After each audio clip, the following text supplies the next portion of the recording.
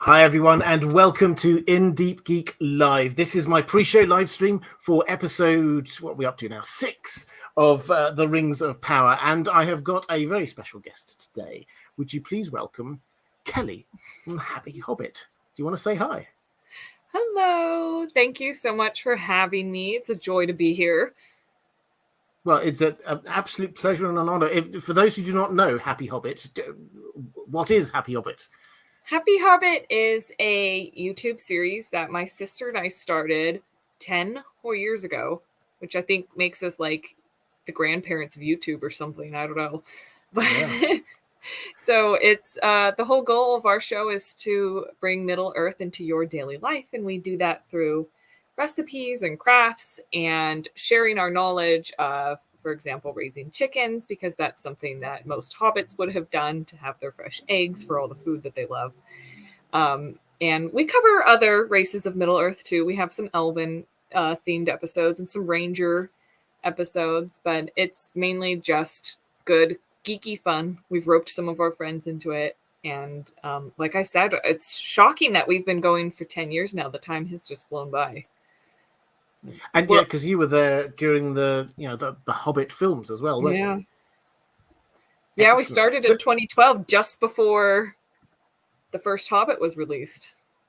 Fantastic. And now you're here for the Rings of Power. Well, just before we get going, just so everybody is aware, this is, as all of my live streams have been for this show, this is a charity stream in aid of Alzheimer's care and research. So what I'm saying is it's a really, really important cause. And what I'm saying is that if you enjoy the show, if you're appreciating the live stream, this is the way I would like you to show your appreciation if you are able. There should be a link somewhere, wherever the button is on your screen.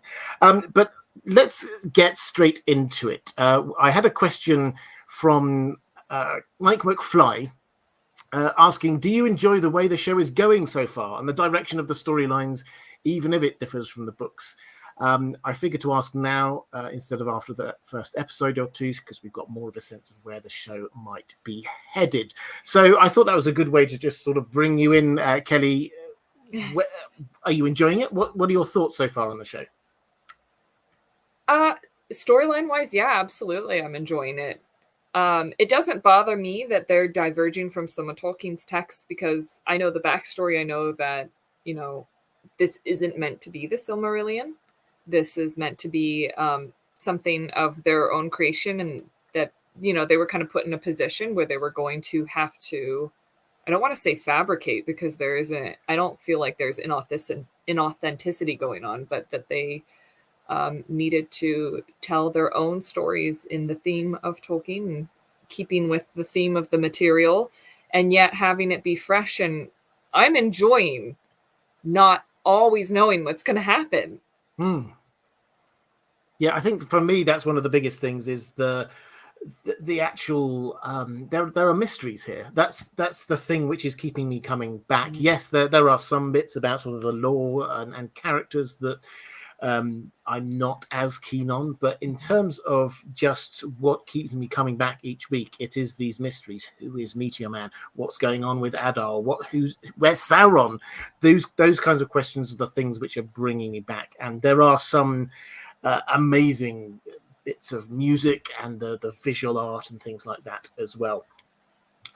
So I just had a couple of quick things in the chat. Voice of Geekdom is here. Hi there, Dan. Good to see you. For those who don't know, excellent YouTube channel, Voice of Geekdom. I'm sure somebody will put a link in the chat. Thumper, this is a question I hadn't thought to ask. Thumper says, the estate of Tolkien have gone after people using the word Hobbit.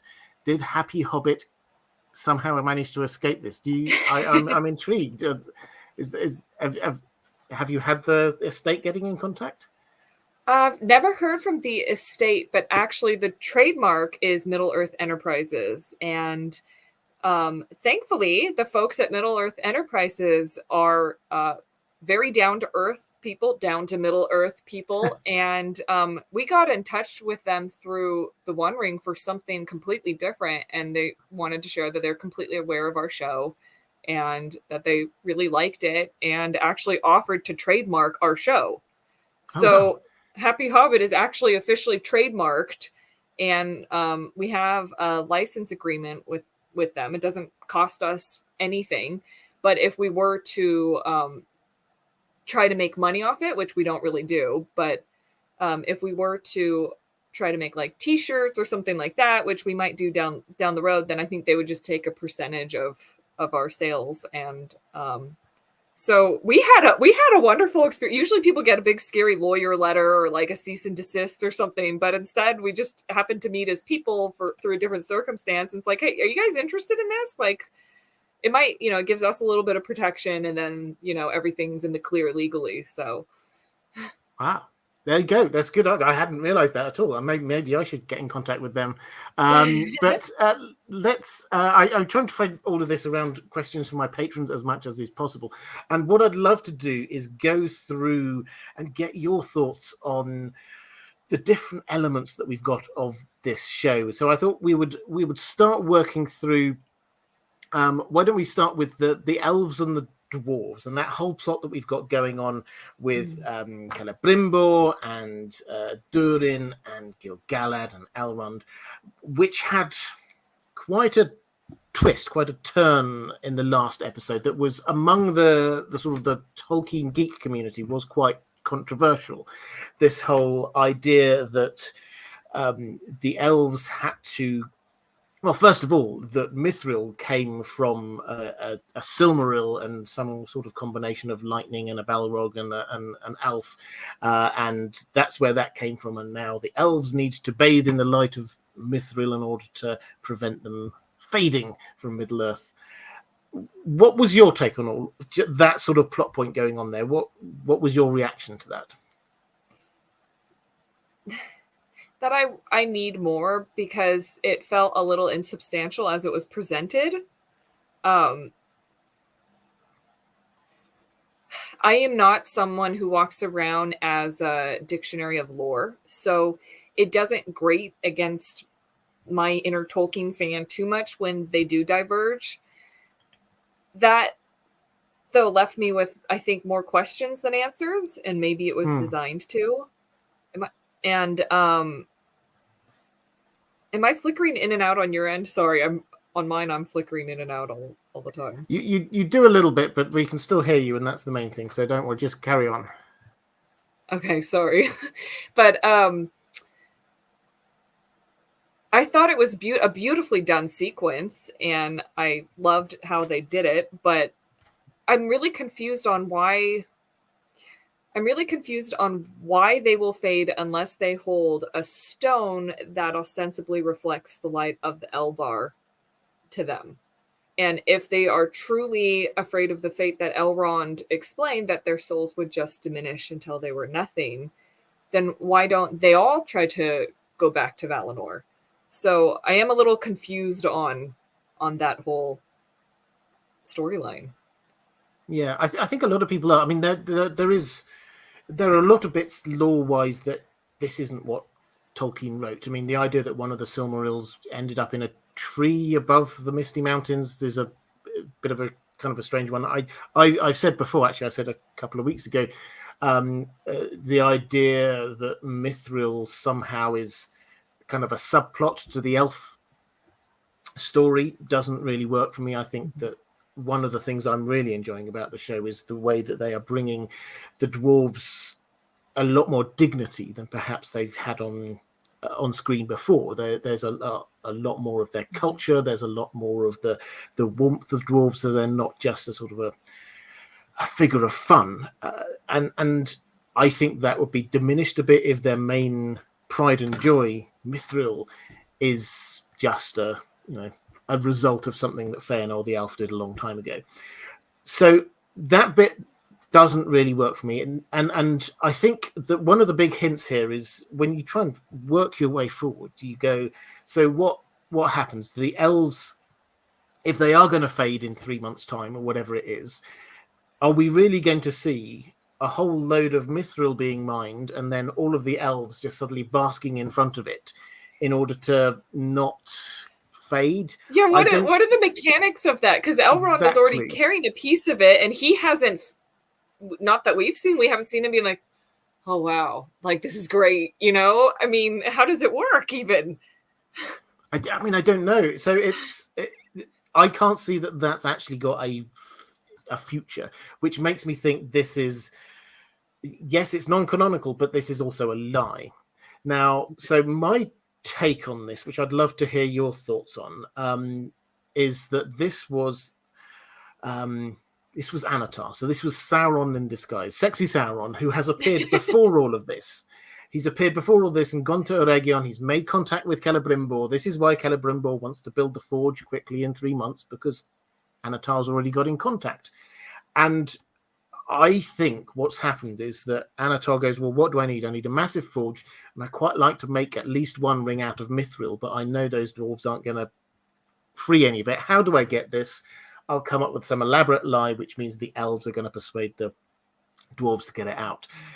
That's how I see all that kind of fitting together. What's your sort of take on that? This idea that this is just a lie? I'm much more comfortable with that take than with it being the truth, because it feels very. Now, I know they kind of gave themselves an out with Elrond saying, oh, it's apocryphal, like, we don't even think that that's real, like, that's just kind of a kid's tale. And then have the king so adamantly be like, no, but it is real. It's like, well, it made me question Gil-galad's where he was in his journey, and what kind of a leader is he, and is he already kind of, I won't say turned to the dark side, but is he already so full of anxiety because of the poison that's been whispered to him that he can't think clearly, and that he is falling for, I know Tolkien was not a fan of illusions, but Hitler did the same kind of thing of, he got to a point where he was chasing these stories of mythical objects and things. And I don't know, I'm not trying to necessarily draw a parallel between Gil-galad and Hitler, but is he supposed to be like the madness of the king, that he's so desperate because he is starting to be corrupted that he truly believes these things, that someone like Elrond, a learned individual, is hearing, being like, where did that come from? Well, there's a really interesting comment in the chat when my T-fam saying, surely they would hear their lies and say, I feel fine though. And I think that's one of the other things that kind of like gets me, is that I could understand, say, as you say, Gil-galad. We've got a question on Gil-galad at the moment, but I can understand maybe he could be talked around and be a bit worried about it. Is my special trees looking all horrible? There's something bad going on. But as far as we can tell, none of the other elves feel like they're fading. Mm-hmm. Elrond certainly hasn't mentioned it. Galadriel certainly doesn't seem to be losing her fire. None of the other elves there seem to have noticed anything. And to me, that would be a bit odd, because this is it's a personal thing. It's not just like, oh, hang on a moment, I'm fading.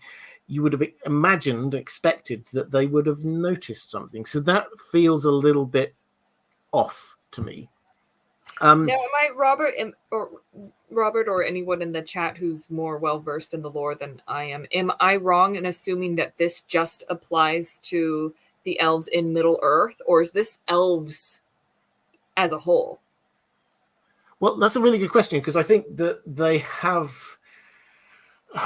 sort of skated over the difference between the types of elves in the show, which I can understand, because there are a lot of different types of elves, and we will come on to a couple of the different types of elves a bit later. But I think they're not wanting to show the difference between elves that have seen the light of Valinor and elves that have not.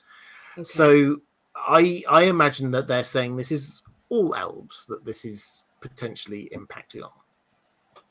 I don't know whether that makes a difference or not, but certainly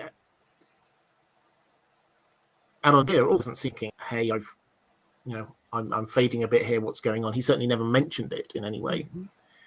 But you were talking about Gil-galad. So I had a question from George R.R. Tolkien saying, salutations, Robert. Salutations to you. I had a question about Gil-galad. I was wondering, why do you think he's acting so sus?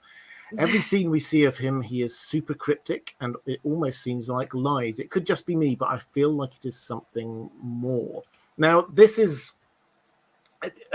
I've had issues with Gil-galad since the first couple of episodes, and people ask me, what did you like, what did you not like? I have to say that the bit around Gil-galad was the bit that I said that was the bit I disliked the most.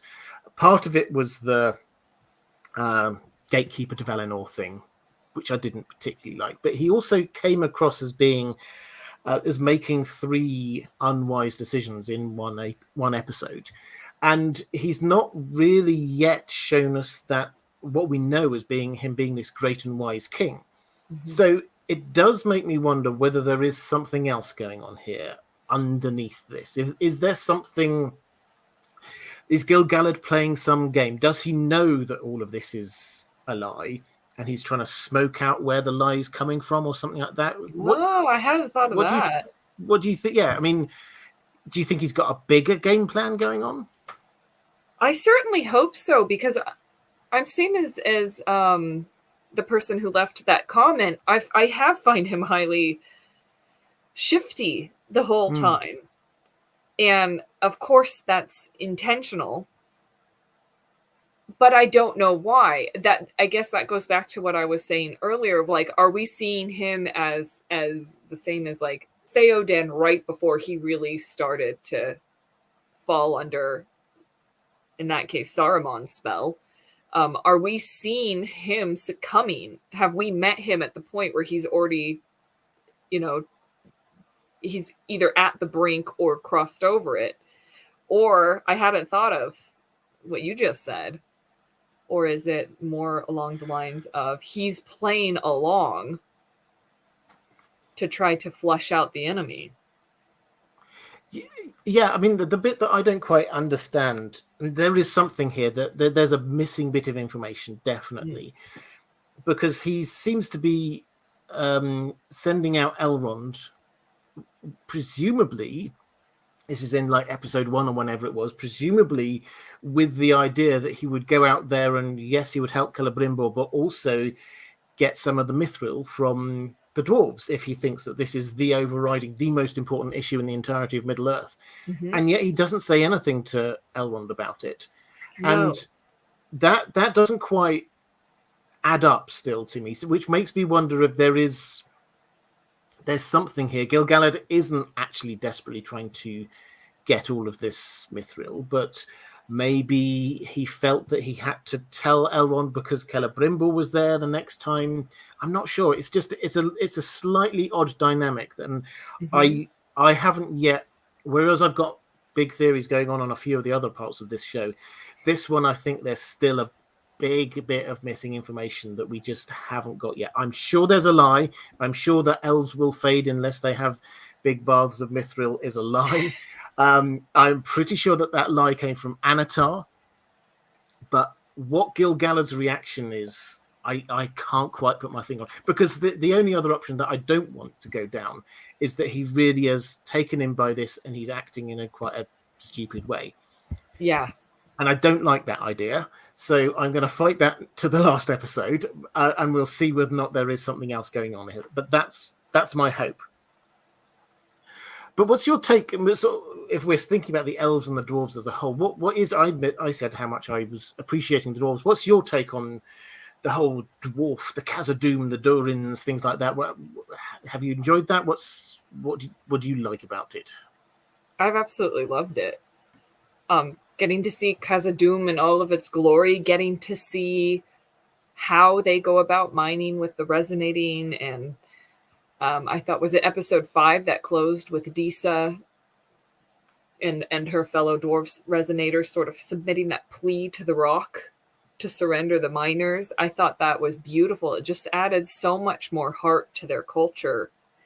Because like you said, that they have, I don't want to say they've been lampooned, but they've always been the comedic relief. And I think that Rings of Power is doing a really good job of balancing, still keeping that humor and still letting them be the ones who are kind of the rough and gruff characters who are willing to, I'm willing to go there. I'm willing to play that prank. I'm willing to make that joke. And yet still have them be regal and, for the first time to me as a viewer, intimidating.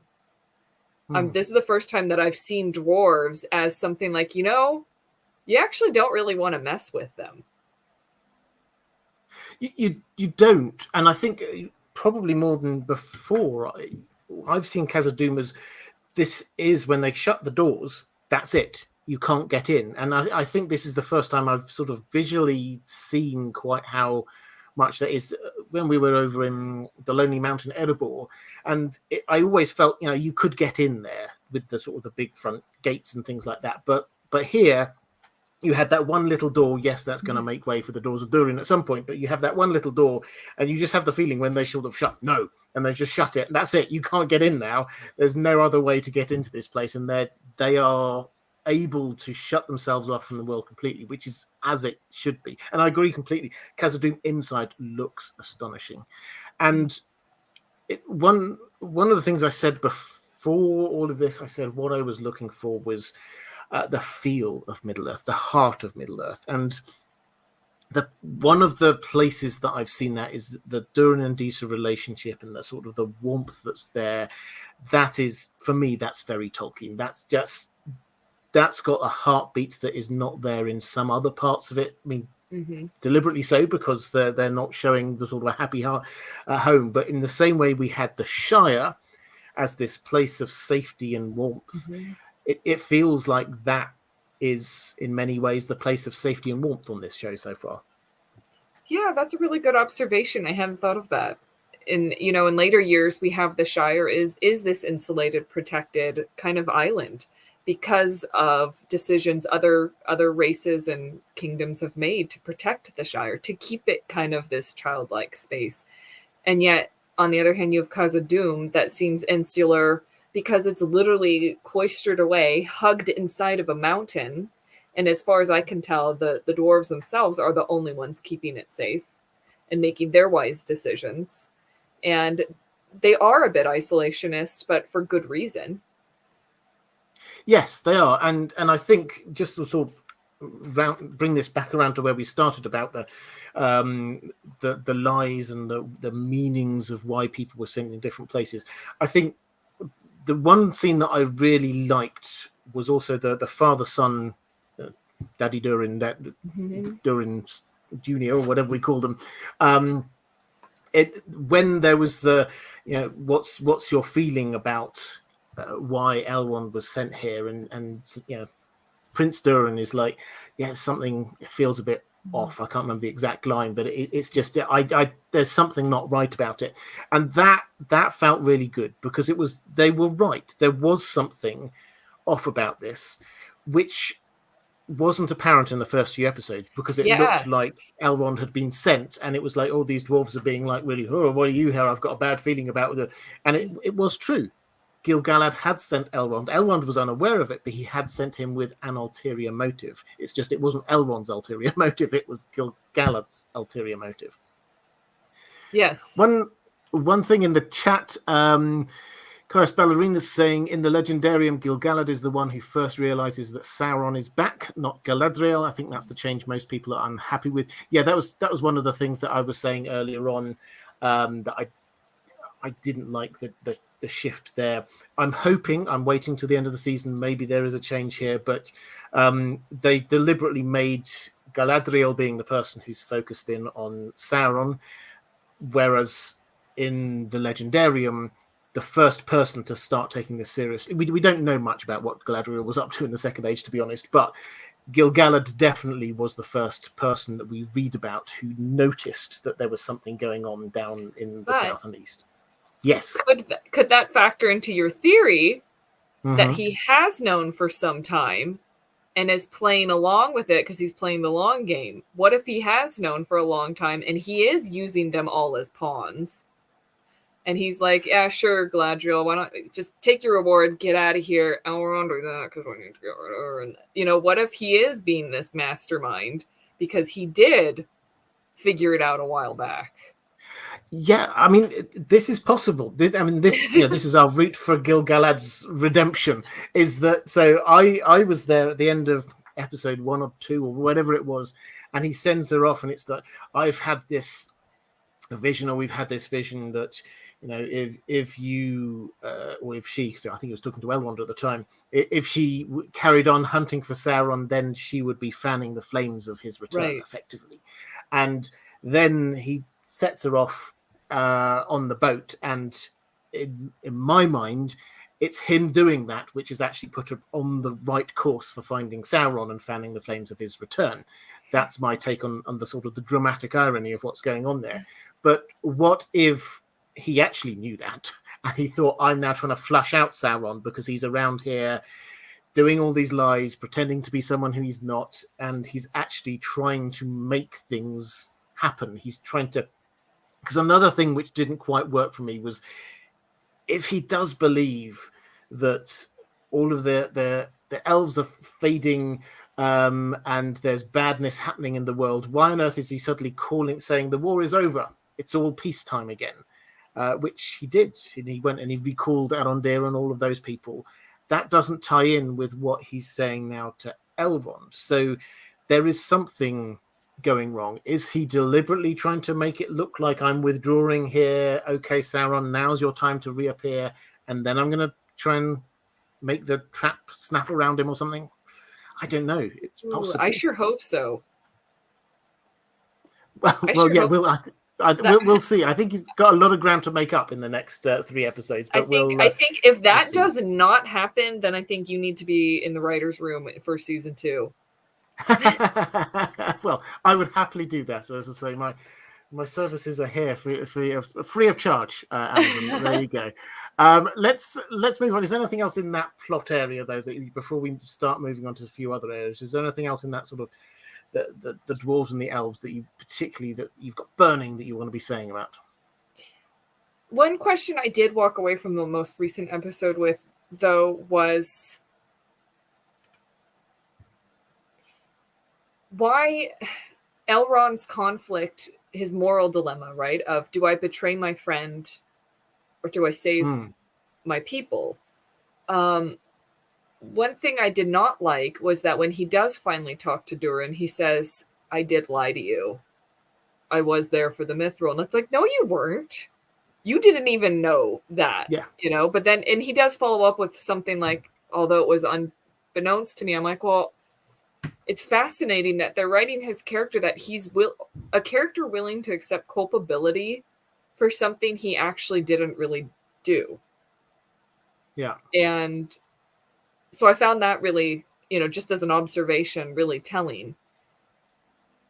And I suppose I have to consider the dynamic that it was his king who told him this, his king who asked this of him. But I thought that he, we're here as the audience going like, I don't know if I buy that story. I don't know if any of that makes sense. And yet he bought into it pretty quickly, enough that, he's willing to stake his entire friendship and relationship with Durin, who, seems like it's his best friend, on this and on asking this of him.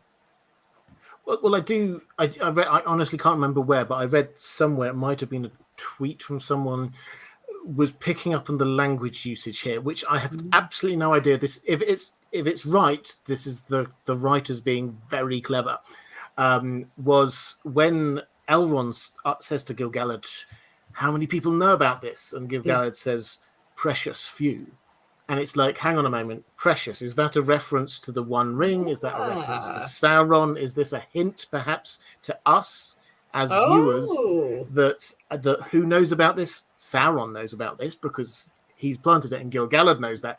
If so, I think that would be really clever. I've no idea whether that's true. I hope it is, but I'll just pick on one other good thing that I really liked about that, and one other thing that I've still got a question about. The good thing I really, really loved when you had that conversation between Elrond and Durin, and he's just there, and he says, yeah, the fate of the entire elf nation is in your hands, and you just get that sly look in his eyes, says, say it again. It's like, in whose hands?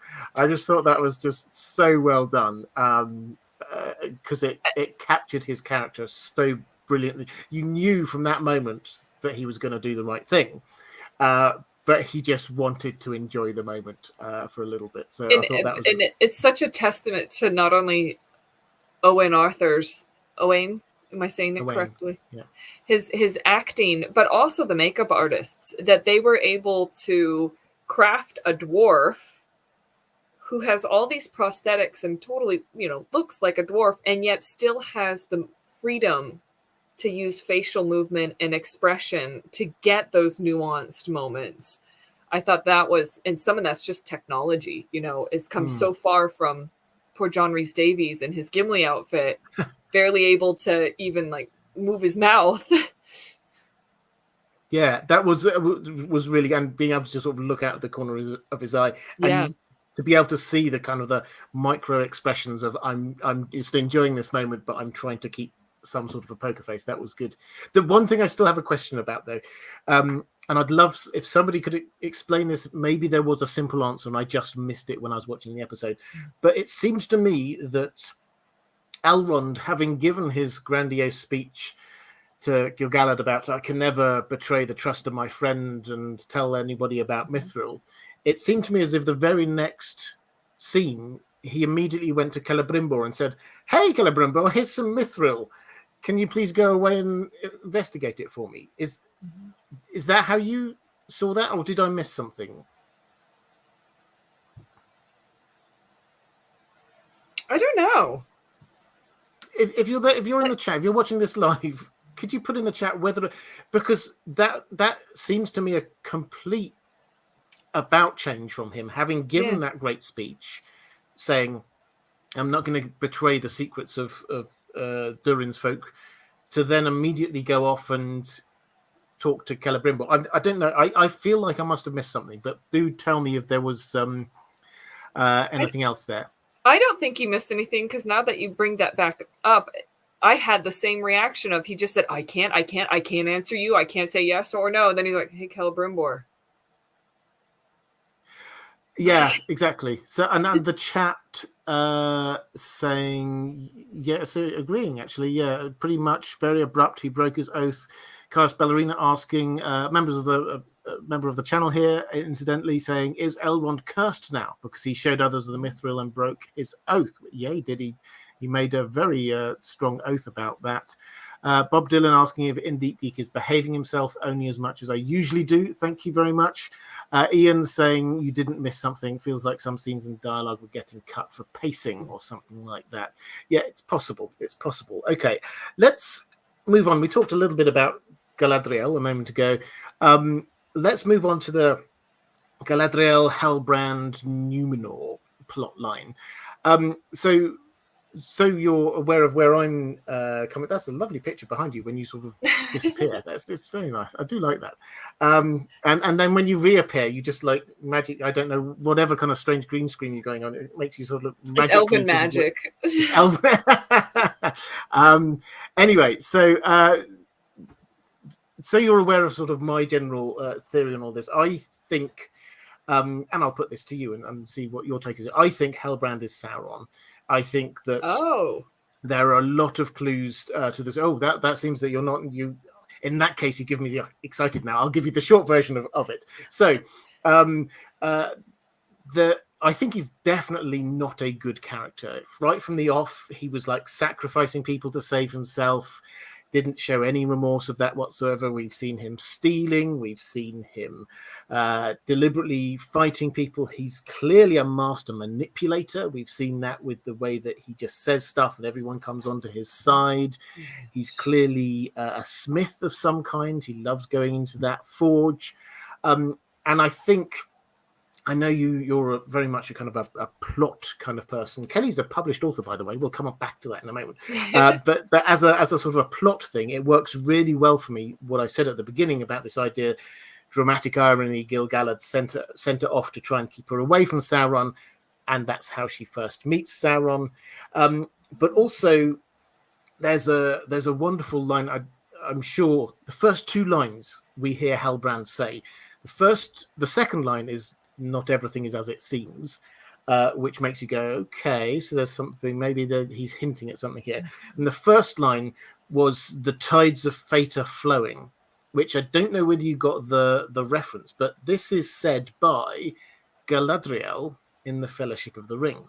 And that will have been deliberate by the showrunner, by the writer of that, taking that reference, which implies that Galadriel must have remembered it, or they're wanting us to think that Galadriel remembered that moment and is repeating it just after she passes the test with the One Ring. That's when it happens. She passes the test with the One Ring. She says, "So it is decided. You're heading off, Frodo. You're going to end Sauron's rule." And for me, it was clearly deliberate, and that works quite well. That would, I think, be really good writing if they're saying she remembered that moment. At that moment, when she passed her own test, when she's completed her character arc from the very brash, proud character that we see here to a character who can turn her back on power and also say, right, now is the time we're getting rid of Sauron. That works for me. So that's the 2-minute version of the theory. If anyone hasn't come across that, I did a whole video on it somewhere. You can find it somewhere on my channel. But what's your take? Do you like the idea that Halbrand might be Sauron? That would salvage his character for me. Okay. I have not been. I have really struggled with his character from the start because of the inconsistencies you just pointed out. Mm-hmm. And I know that human beings are very inconsistent. Like if you analyzed either of the two of us, I'm sure you'd be like, "Oh, they'd make a horrible character. You can't predict what they're going to do next." So it's not make a horrible character. It's not for like the from a realist point of view. It's just, what is this person's motivation? Now we saw that flash of, you don't want to do this, and then they punch him, and then this killer. Well, maybe I shouldn't say killer, because as far as we know, he didn't actually kill any of those people, but he obviously has incredible fighting instincts. And I just have not been charmed by him. So that would be the weak point. Now, and I know it's all subjective, and that there are a lot of people, like I was talking with our friend Varking, Will Smith, who runs the subreddit and does the Reddit talks every Saturday at 10 Pacific time, which are great. And he's been interviewing the cast. And so he was saying how much he enjoys Halbrand and that he's falling for his charm, and he finds him to be like an incredibly charismatic individual. And I was saying, well, I mean, when I was like 12 or 13, if I was that age watching the show, I probably would too. Not to say that just because I've been exposed to it a lot, that would have been one of the first times I would have been exposed to that kind of trickster character and been entertained by it. But as someone who's seen that trope again and again and again, I'm like, turn the page, like, I get it. He's the trickster. He's not tricking me, and he's not enchanting me. He's not Jack Sparrow, and so that's been a tough sell for me. I liked him the most this most recent episode, where he was showing some depth. He was showing some, dare I say, vulnerability. Like he was actually showing some humanity, which feels weird if he is Sauron. It does, and that was one of the things that made me double think myself on it. And it did make me think, could they possibly be doing the Sauron's got a chance here not to be evil thing? And I don't know, because they went quite heavy in the pre-publicity all about nothing starts off evil kind of line. Is that everything starts off good? It's just like, are they really kind of, is that a way they're gonna go? There was a in the chat, Andrew K in the chat, a really interesting observation, saying the one piece of advice Halbrand gave Galadriel about preying on people's fears of one's own aims seems especially Sauron-esque to me. And I would say this also sounds exactly like what seems to have happened with the elves. So if this is, you discover what somebody's most afraid of, and then you use that to manipulate them, that is exactly what I think has happened to the elves. What are they most afraid of? Oh, we're all going to fade and die. We thought we were immortal and could stay here forever, but actually we need to do something. If he actively wants them to go off and get Mithril for him, that will be the best way of doing that. Yeah, absolutely. See, so go on. Well, I really like the idea of him being Sauron. If that turns out to be the case, then that puts some of the scenes between him and Galadriel in a different light that I don't know if I like. I don't feel like he earned her trust enough to have turned her. Like, there were several scenes, the episodes are kind of blurring together for me, but when they're in the prison cells and he's like, let me tell you how you should have done that and how to do it again. And she's like, okay, I'm only like almost 10,000 years old, but okay, 30-year-old man or whoever you are, and so now I guess they could say he was with her long enough that he knows how to play her. He knows the right words to use, but I just have a little bit of resistance to, if he is Sauron, him being able to manipulate Galadriel so easily without having to delve deep like he did in episode 5 of what is your pain? Why do you not stop? Like, that moment could have been a moment of manipulation. I could buy that. But not let me mansplain to you the politics of Numenor.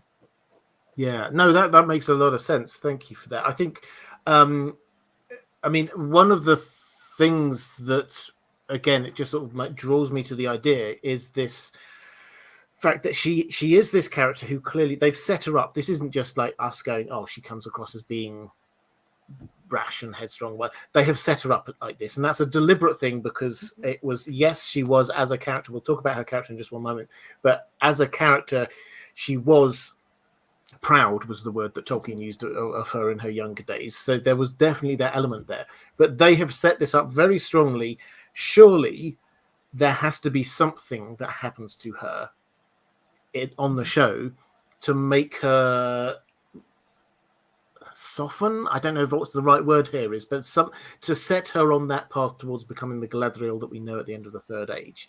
And I can't think of a bigger thing that they could do than her actually being the cause of setting up Sauron to be the King of Mordor, which is where that plot line is going. She is literally trying to set him up to be the king of the Southlands right now. Because she's so blinded. Yeah. She thinks she's using him as a pawn. Yes, she does. And she's so blinded by her own goals and ambition that she can't take a moment really to stop and see, could there be other things at work here? Yes. Yeah. And that has to be because other people in the chat have said that surely she would know if this were Sauron. Surely she would be able to see. I don't think that's necessarily the Celebrimbor is also a very old elf, and he clearly was completely taken in by him canonically in the Legendarium. He was for like 100 years. He was there. This was a very long con. Actually, it was more than, I think it was like 400 years or something. He was Anatar was with Celebrimbor. So this was a very long time, and he seemed at no point during that process to actually suspect something.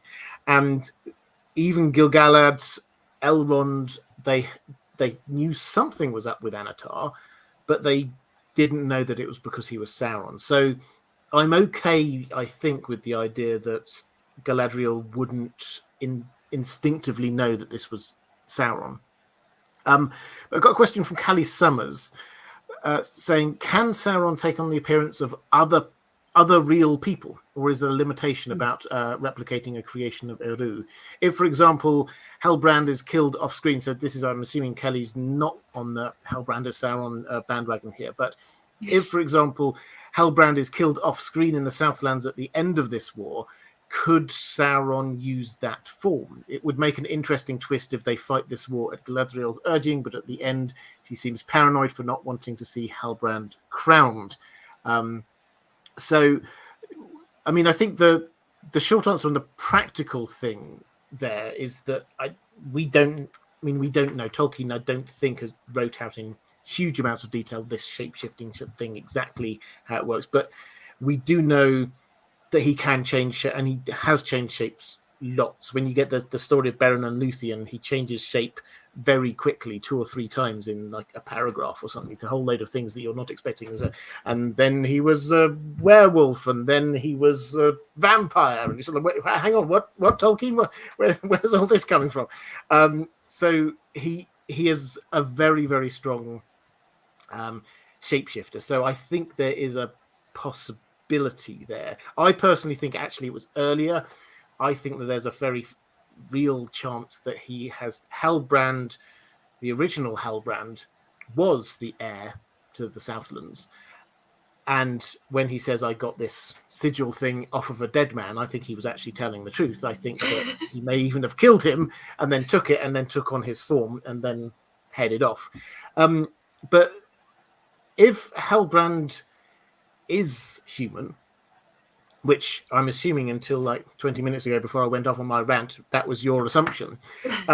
If he is human, what do you think the end game is for him there? Is he going to be set up as the king of the Southlands, do you think? If he's human, I feel like he's being set up to be one of the 9. Okay. That's why I got really excited when I heard your theory, because for all the reasons I just explained, his characters come across very flat for me. Mm-hmm. I'm having trouble investing in him and his journey, and I don't want it to be he's the Aragorn of the show. You know, like someone pointed out to me something that I hadn't quite considered, that the actor does quite resemble Viggo Mortensen, and he is not meant to be his ancestor. But is there something intentional going on there? I hadn't considered that. I don't quite know how to unpack that. But I hope that if he is human, he will turn out to be a significant force for evil, which sounds bad. I hope he's evil. But... No, okay, and the Aragorn thing, I think they are playing. I mean, his hair is a sort of Aragornish length, and he's scruffy. He's got, they're kind of scruffy good looks. He's also potentially the returning king, which is very much an Aragorn thing. And somebody who's better at linguistics than me said Halbrand can be interpreted as being broken sword in some sort of Old English or something like that, which again does kind of get that Aragorn feel to it. So I think they've played it up. That's a deliberate trying to make him appear like a good guy, while at the same time misdirection. At the same time just putting in our face, by the way, this guy casually murders lots of people and he steals things and he's manipulating people, and our eyes are seeing that he's doing bad stuff, but we're getting the message that he's a good guy. Let's go to let's talk about Galadriel, actually. There's another question from Callie Summers on this one, who's reassuring me you're not going to ask anything ridiculous about Balrog energy drinks this week. Well, that's a relief. I didn't. You missed that one, Kelly, but it was a conversation, I can tell you. I do have a question about character dynamics with Galadriel. I'm fine with her characterization as being headstrong and a bit arrogant. She's clearly been putting all her XP into survival and athletics instead of wisdom, which is a good way of putting it, I think. But her interactions with Gil-galad and Elrond seem off. She's Gil-galad's great aunt and 100 years older, and much older than Elrond, both in years and generations. It's fine that they're more rational and for Gil-galad to give commands as a king, but they seem to ignore the family and generational connections. What's your take? A lot of people talk about the character of Galadriel, and I think we're not supposed to love her yet. But what's your take on the overall way that they're dealing with her as a character? I've been on quite a journey with her, I feel like. They established, even as a child, when we see her as a young elfling, that she's feisty. You know, she's standing her ground. She's standing up for herself. She's pushing back. And then our first real scene with her as an adult, I'll say, is she's climbing a mountain and defying her orders to the point that her company is mutinying against her. Like, that's a strong statement that this is a Captain Ahab character. This is a monomaniacal obsession. Yeah. She's after her white whale, except it's Saron. And and everything, she's got blinders on pretty much to everything else. And that's, more or less what she admitted in the last episode of, I don't know how to stop. What I do struggle with is the headstrong, impetuous nature when it is to her detriment. I wonder, where is her sense of self-preservation? Because she's exceedingly arrogant. I understand that when she's interacting with Muriel, to her it's like, I'm interacting with an ant. You think you're powerful. I'm going to try to give you some respect. I'm going to try to say the nice things to you. But at the end of the day, I want what I want. And you're going to give it to me. And when Muriel says no, a lot of people could interpret her reaction as like, she's just being a petulant, like, teenager, But I try to think of it in terms of an elf and how she's like, I cannot believe I even have to deal with these mortals who are trying to stymie my progress, who aren't giving me what I want. I'm so much wiser than them, so much older. I know so much more. They need to just listen to me. So I think that's what we're going for. But that is, like you said, that isn't admirable. There's a lot of contradictions in this show amongst the characters that are not there by accident. And are meant to make you feel, they're meant to make you question. Now, in terms of entertainment value, it does get a little old to have the character not ever break their mask of whatever their, motivation is. So the moment when she saw the king and had that, kind of moment of like, oh, that's right, family. Like, this is Muriel's family. This is mortality. This is what happens to humans. And then to have that moment where she shed a few tears and in the last episode where Halbrand was kind of literally coming at her, being like, why? And having her back up and be like, I don't know what else to do. There's nothing left of me other than this obsession. Like, that felt rewarding. So I would have enjoyed having a little bit more nuance mixed in with her. Now, okay, this is me and my storytelling and writing coming out. I would have had more flashbacks with her throughout.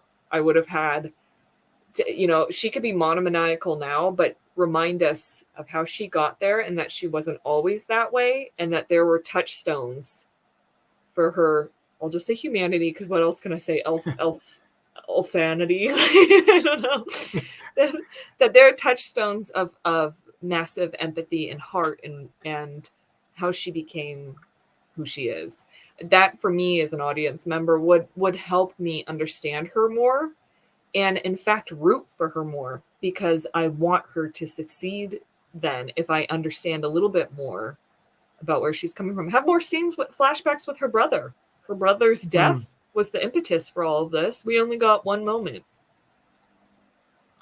Yeah, and I think I might be overinterpreting it, but I think they are starting to show us a few more of these kinds of scenes. So we had the scene when she's riding a horse, and they deliberately a slow-mo happy face, and it's like, so they're wanting to show us a side of her actually enjoying something. Yeah. Then there was, as you say, the scene with Miriel and her father, Tar Palantir, and also that scene with Halbrand when she's actually getting quite introspective and basically saying, the people who know me best couldn't tell whether I was good or evil. And that's quite a lot of introspection going on. So I do wonder whether by the end of season 1, she will have gone on not the whole character journey, but she will have got to a better place. And maybe if she does have this moment where, whether it's putting Saron on the throne or something else, clearly her plan of getting the orcs out of Mordor is not going to work, because we know that's at some point, probably season 2, this is going to be covered in an ash cloud. Orcs are going to be everywhere, and Sauron's going to be ruling. So whatever it is she's got in mind, it's not going to work, and that must have some kind of or impact on her. I hope it will, to bring a little bit of humility, perhaps, that she thinks she can do everything, and actually it turns out she can't. Because she was willing, in episode 1, she was basically almost willing to go on herself and just say, well, I'll just take him on. No, I don't need anyone. I'm not even going to stop. There was a moment when she was thinking of not even stopping when she was about to lose one of her team. And she was basically, I will just carry on without anyone. And if we can get to the point where she realizes that even with an army at her back, she can't achieve her goals, then that must have some kind of positive impact, I'd have thought. Just about halfway through the stream now, I always try to say, first of all, thank you very much. I've seen some people have been donating. I hugely appreciate it. This is, if you've ever known somebody who suffers from Alzheimer's, this is a cruel, cruel disease, and every penny we can raise for this really... it really does help. And they have I saw the news just a couple of days ago, got a new drug which is helping slow the development of some kinds of dementia, which is fantastic. So research is our way through this. Science is our friend in this. And so if we can help with that, then that will be absolutely fantastic and make it available for everybody, not just like a thing that only the rich can afford. But this, if you are enjoying the stream, if you're enjoying the show, this is how I would love you to be, to show your gratitude if you can afford that. Secondly, patrons, thank you very much. This is why I frame these live streams around questions from patrons. I cannot do what I do without your support. So thank you. And while we are at it, moderators, thank you as well. If you're there watching this live, if you're in the chat, this is a very caring and loving community, and the people who are most responsible for that are the moderators, who protect people from not just spoilers, but all kinds. I get to see some of the nonsense that they manage to zap down, and I can assure you that they do an amazing job. So if you're there in the chat, please show a little bit of love for the moderators, because they hugely deserve it. But let's move on to let's get to the Southlands plot. We've been talking. This is where Galadriel's and Halbrand and all of them are going to be going. What's your take? I'll just start with general. What's your take on this? Because this was completely new. The two plots we've been talking about so far. What's happening with the dwarves and the elves and Galadriel and Numenor? There are some things that Tolkien wrote about those things, but he didn't write at all about this bit here. What's your take? Have you liked what's been doing here, or some reservations? The stuff in the Southlands caught me by surprise, because it is the storylines that I got immediately the most invested in, which I find fascinating, because immediately I fell in love with the elves when I first was exposed to Tolkien. And it's funny to me that in this adaptation, the elves are not very admirable, at least as of yet. There isn't much about them to really want to get excited about. This is the first time we're really seeing the common everyday human being, common everyday man depicted in Middle-earth. You know, most of the Lord of the Rings is about nobility, if not royalty. So these are common folk, and these are common folk who have had a very dark past and now have a very dark future. And I found myself wanting more. I wanted more about their community. I wanted more about what was Bronwyn's daily life like as a healer before all of this happened. So when I know that I'm craving more, that means I'm really invested. And to me, that was just their whole storyline has been very captivating. It's also the storyline that most heavily, other than Arondir's, heavily involves the forces of darkness and the orcs. And I think that the orcs are off the charts in this show. I mean, not only the use of practical effects, but the performers are just top notch. And the way that they've presented them as beings with some form of culture. I just absolutely love that. And now, I've got something to add to your theory for Halbrand. Go On the raft, it piqued my ears when he says murdering orcs will not heal your pain. I was like, he just used the word murder, not kill.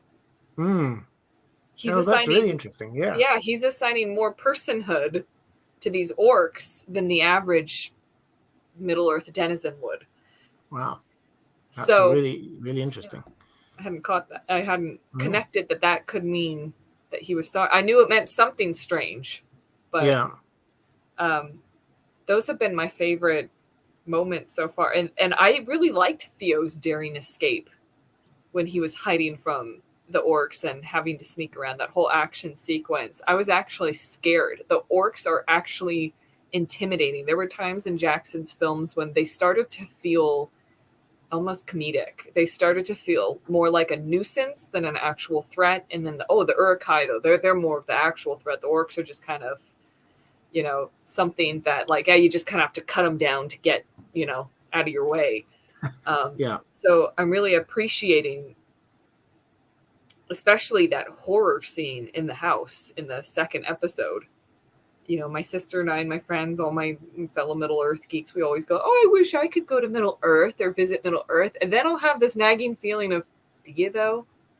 Like, it's fun to visit the Shire, but do you really want to live where there are these foul and fell creatures?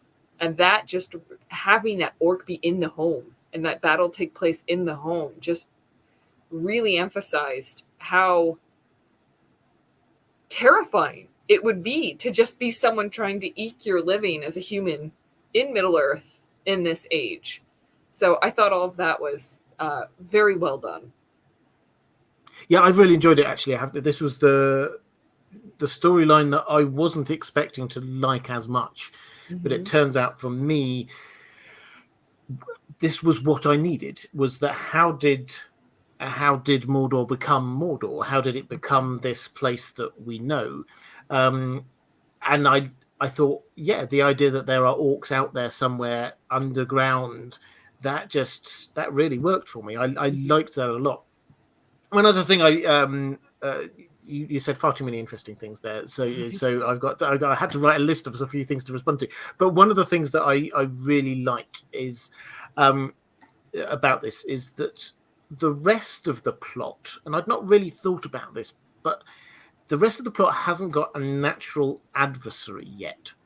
There's no obvious conflict, which means that the conflict is often generated between characters that we might not want it to be, between Gil-galad and Galadriel, between Durin and Elrond. That kind of thing is that the conflict is created in a way that we perhaps don't necessarily want. But here we do have the conflict. We've got the orcs. We can see where the bad guys are. Now, I understand why we haven't got conflict in the other places. This part of the Second Age should be mostly calm and quiet, with just Sauron pulling strings behind the scenes. But here we do have proper conflict. We do have proper, and I think that comes out why we're engaged. The social conflict within.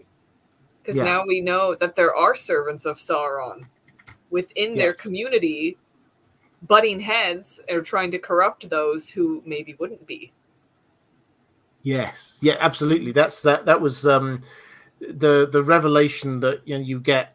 I always forget his name, but the really sinister guy from the village who went Baldric, is it? Yeah, Waldreg. Yeah, that's the guy. I mean, when it was just like he's a Sauron fan. Of course he is. This is obvious.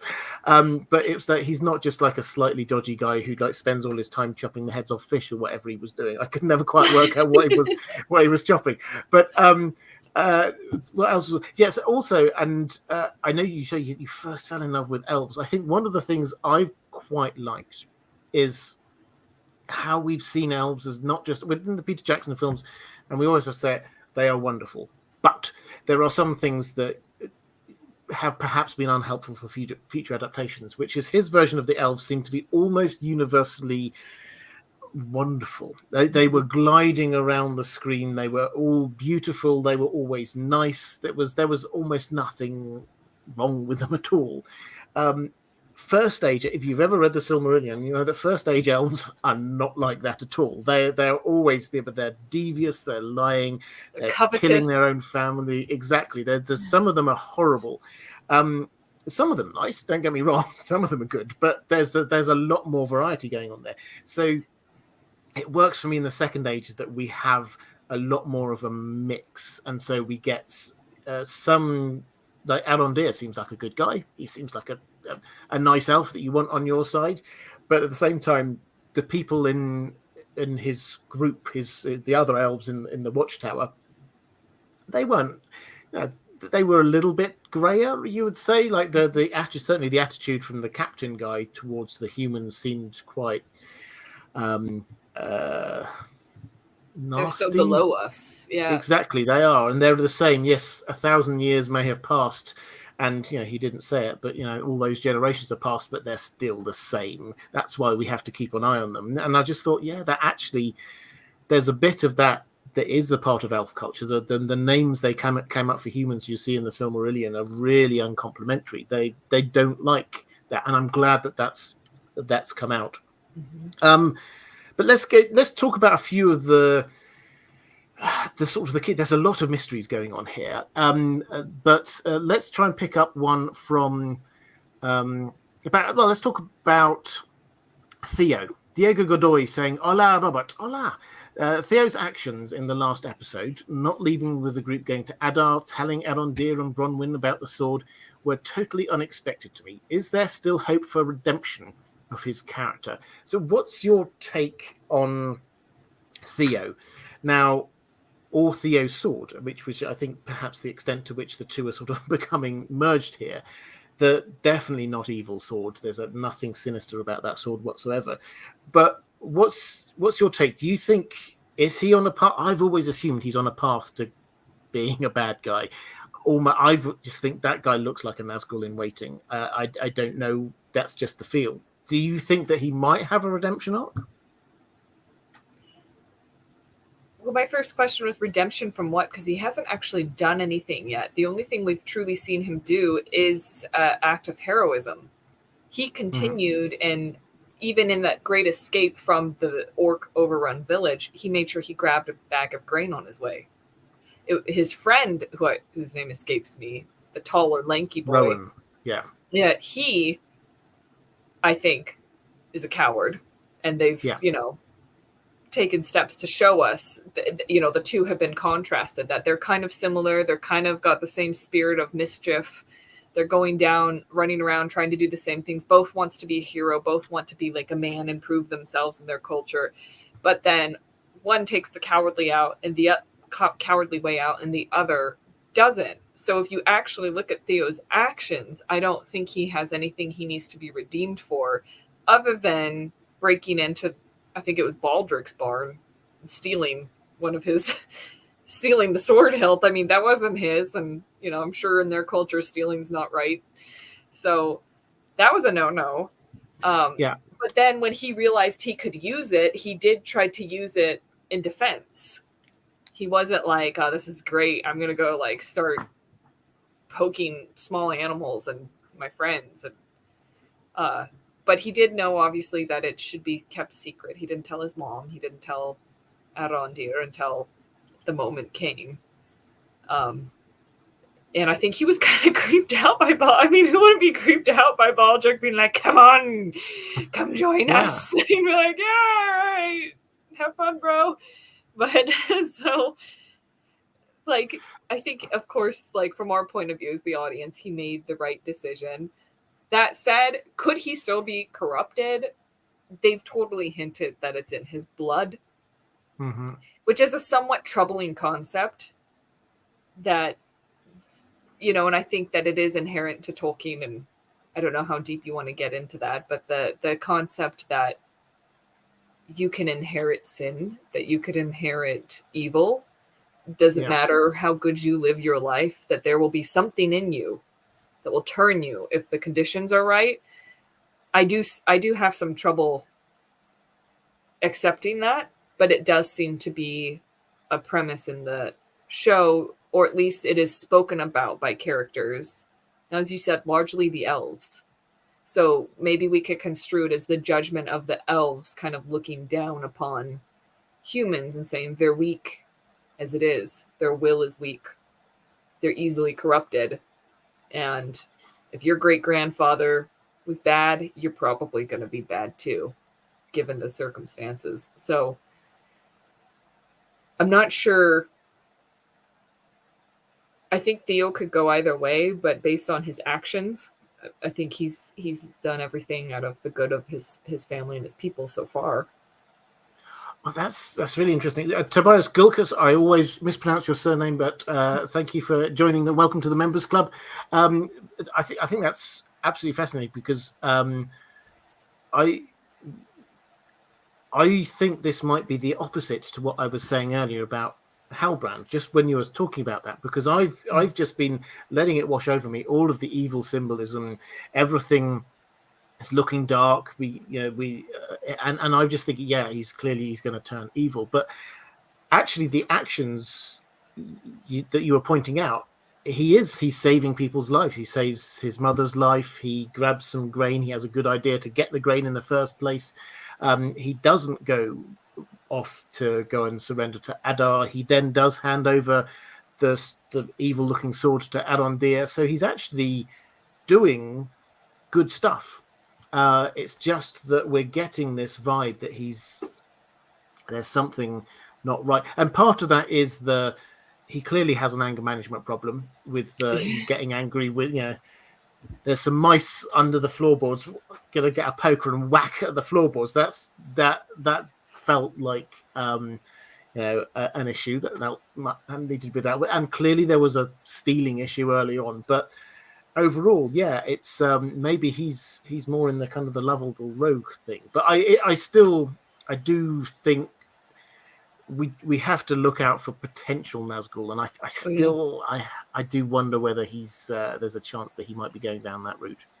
It does definitely still feel like a strong potential. Yeah. Let's tie this in with Adar, though.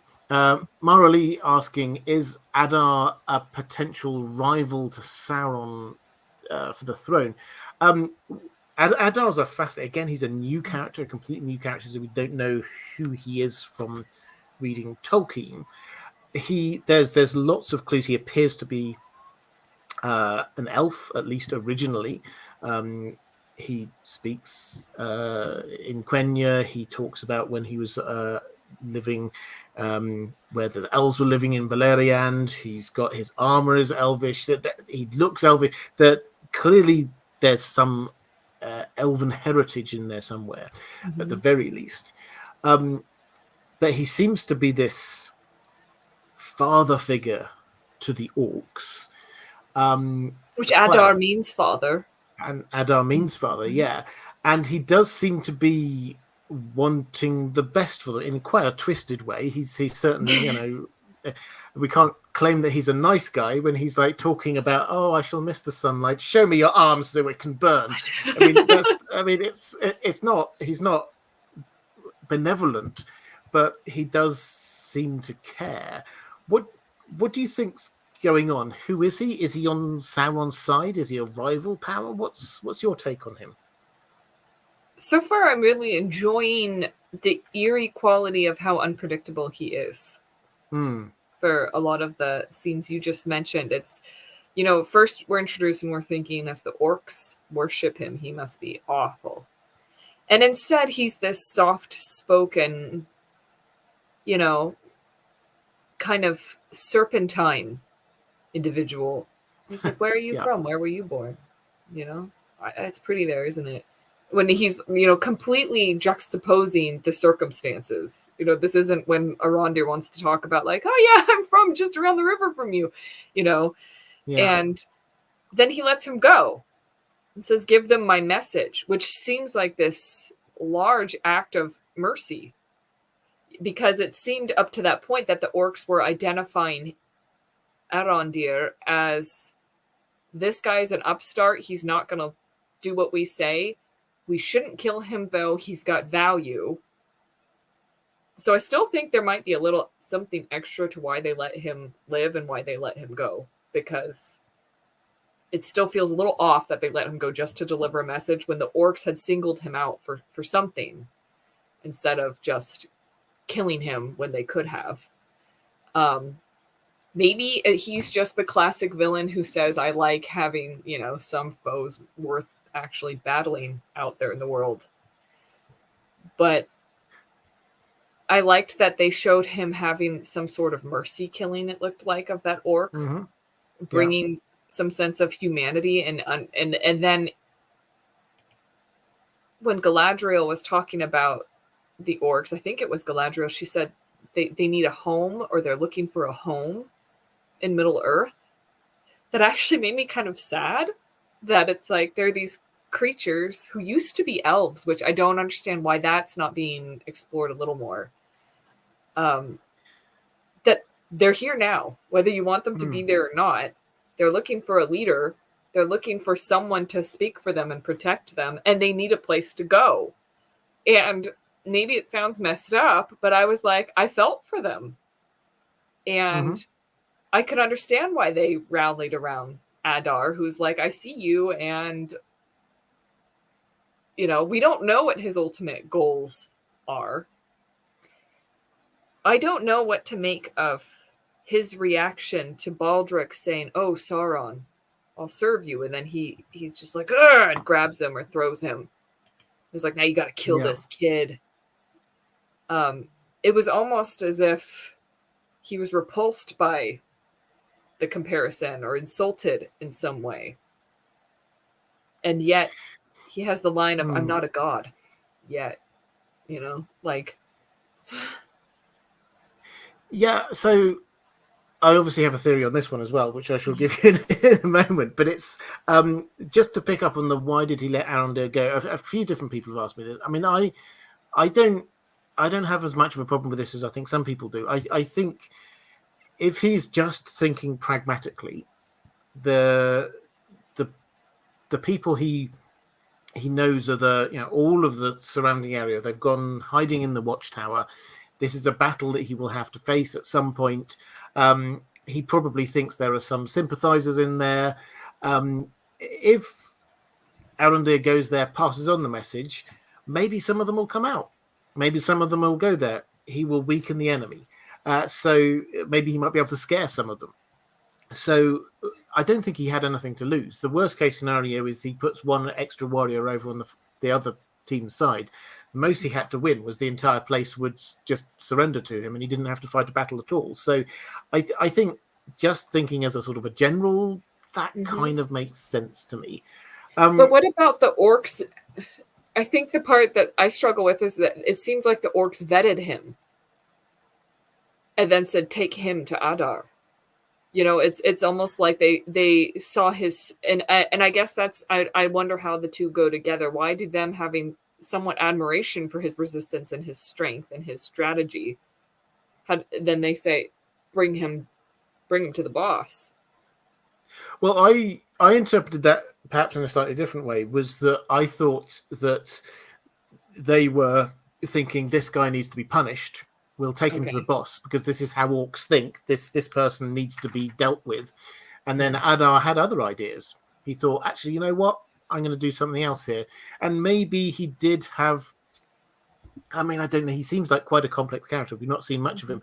But maybe he did have this moment of going, I remember the good old days when I was there floating on the river amongst all of the elf maidens or whatever it was. He was thinking, I don't know it. And it was just like, maybe he thought, yeah, I'll let this guy go. Give it a go. Why not? I didn't have too much of a problem with that. My take on his character, I think he cares for the orcs in his own twisted way, and he wants to make a homeland for the orcs.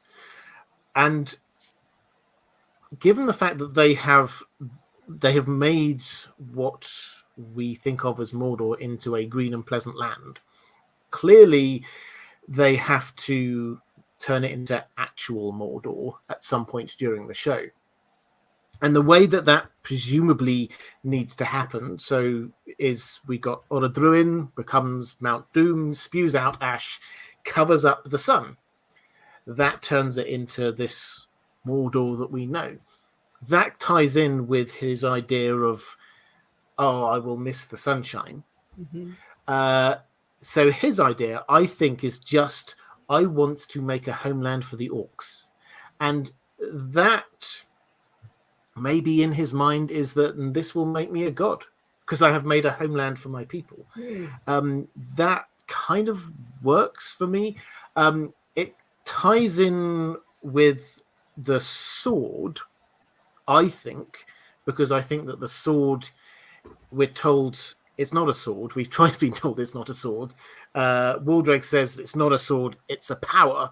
And then Arondir says it's a key. So it's there to do a thing. It's there to unlock a thing. It's there to make something happen. So I think the sword, its role is to make Mount Doom erupt.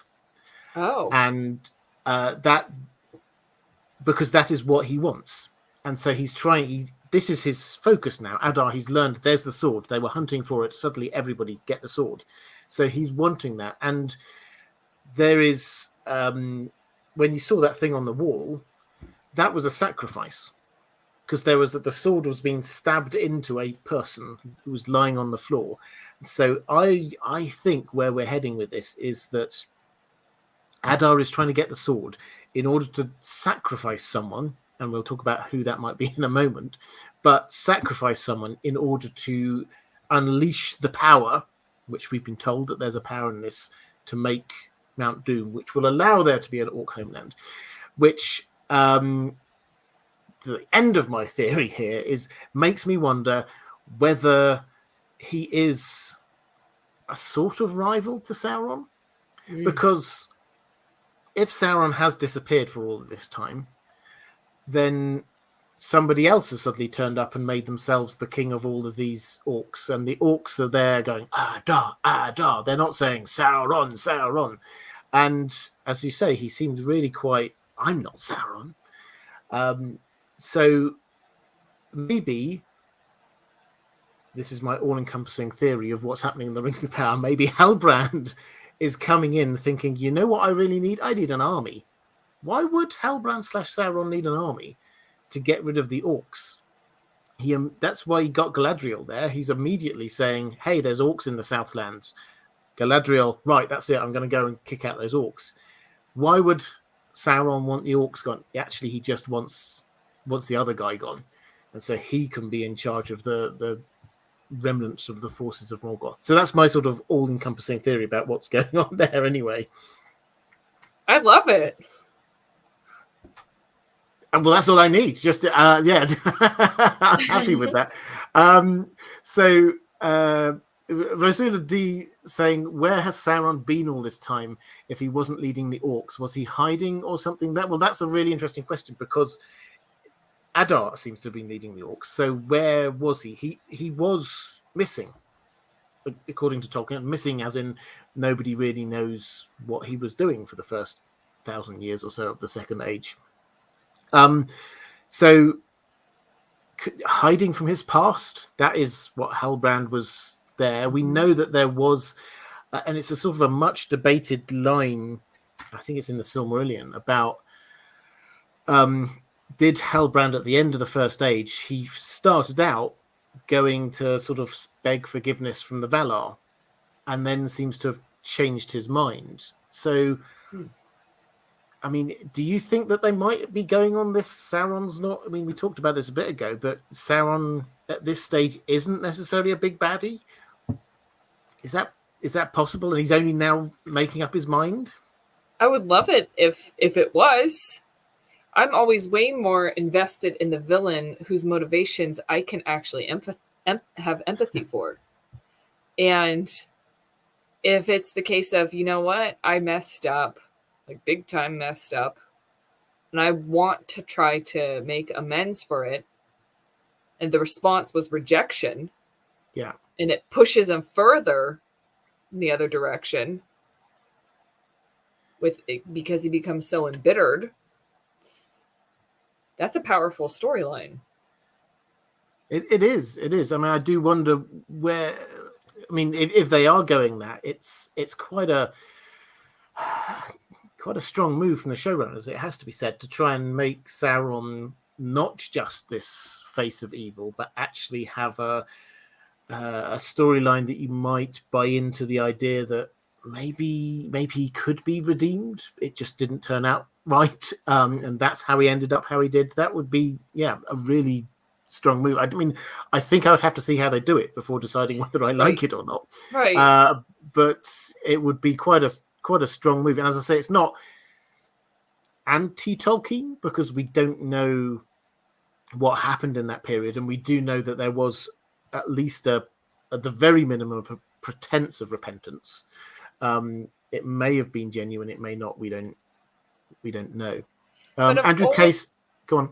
Oh, of all of Tolkien's characters, Anatar is the one who he specifically talks about how changeable he could be, how charming he could be, how, we keep using the word manipulative, but he's the he's the Milton's Lucifer. Yeah. If you've ever read Paradise Lost. And I find those characters incredibly not only enigmatic, but captivating and fascinating, because you never really know which way they're going to turn and when. And even if you know that they're probably going down a path of evil, you're kind of rooting for them to not, even though it's like watching Titanic and being like, just turn a little more, and you won't hit the iceberg. That dramatic tension. Was there dramatic tension until I think we all knew where it was going, didn't we? It's true. But to still have the reaction of logically knowing where it's going, but emotionally having resistance instead of just accepting, that's how it's gonna go. My arm's disappearing, but having that emotional resistance, I think, is a powerful thing. And I think that that's one of the areas where Tolkien masterfully taps into a lot of the power of myth and dealing with these questions of fate. And is it something that you can actually change? Is it something you can fight against? So again, these are reasons I find those types of characters very compelling. And so if the showrunners were to lean into that with that character, I'm not so sure I would consider it a bold move, but I would consider it the right move. I would, I mean, that is the place where he gives the wiggle room to do it. He does. Yeah, absolutely. He did. I mean, the wiggle room is there, and without wishing to get into the whole what happened with Tom Shippey world, one of the interesting things, Tom Shippey, for those who don't know, is very, very eminent Tolkien scholar, spent his entire life studying Tolkien, in fact, knew Tolkien in his younger days. He was, for a time, attached to this project.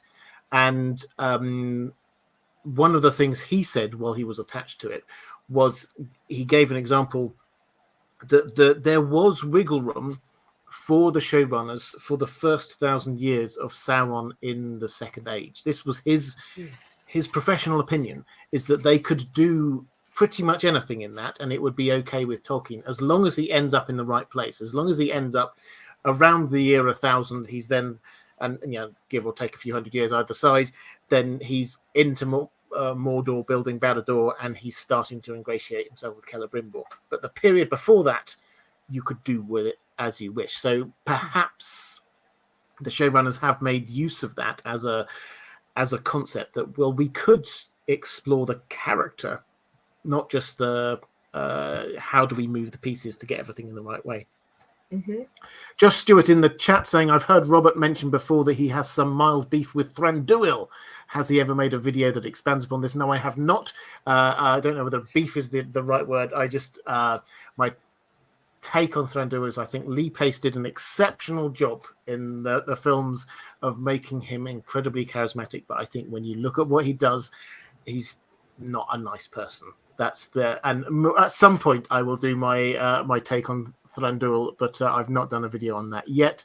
Iberg House saying Sauron's redemption was flawed, because he didn't actually want to face judgment. Yep, absolutely, good point.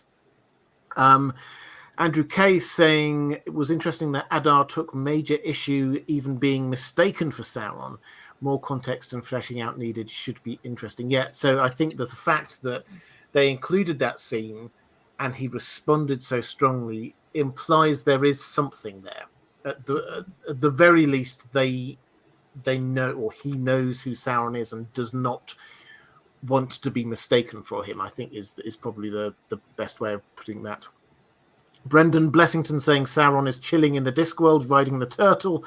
My T-Fam says, not a nice person. What a burn. I know, yeah, I'm on fire today. Wex is a secret target saying, I can't see Robert having beef with anyone. Yeah, it's not quite the language I tend to use. Genlob saying, I wonder if Adar is John the Baptist to Sauron. Now, that's quite an interesting idea, whether he's... so this...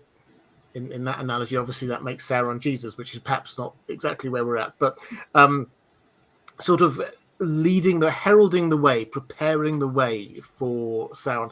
That's certainly how I had always thought of it to start with, was that he was the person who was preparing the ground for when Sauron comes in. But once I came up with this idea that it was Halbrand, and I thought, well, why on earth does Halbrand need to return there with an army? That was what set my thought process down the line of, well, maybe they're not just friends. Maybe this isn't somebody preparing the way for him. Maybe he does need to get rid of him, and then he can turn around and all the people there, they don't like orcs. They can kick Galadriel out very quickly. So, that's where I was going with that. Anything else on the Southlands plot before we move on that you just think we should pick up on? I think we'll go to the Harfoots and the Stranger next, but anything else in the Southlands you think we should be picking up on? I mean, I'm sure you've already, in previous streams, touched on the Arondir Bronwyn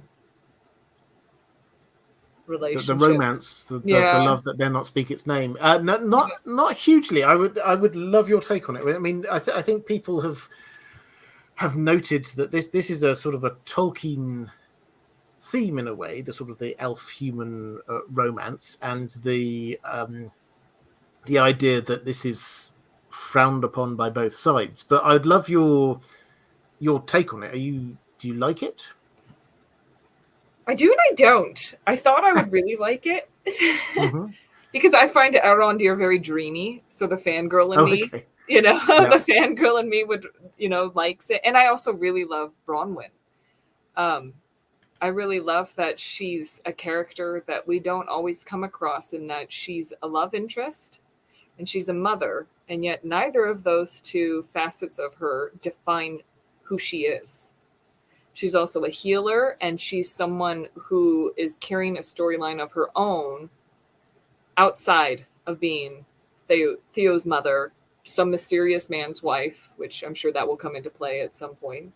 Mm-hmm. Whoever the Theo's missing father is, and her missing Halbrand. Yeah. Partner. Everything's Halbrand with me. Yeah. And I'm just very curious to know more. I would have loved to see, maybe we'll see in a flashback in season 2 or something, how they met, why. Would Arondir have watched her grow up? Kind of a strange concept, because he said he's been there for 75 years.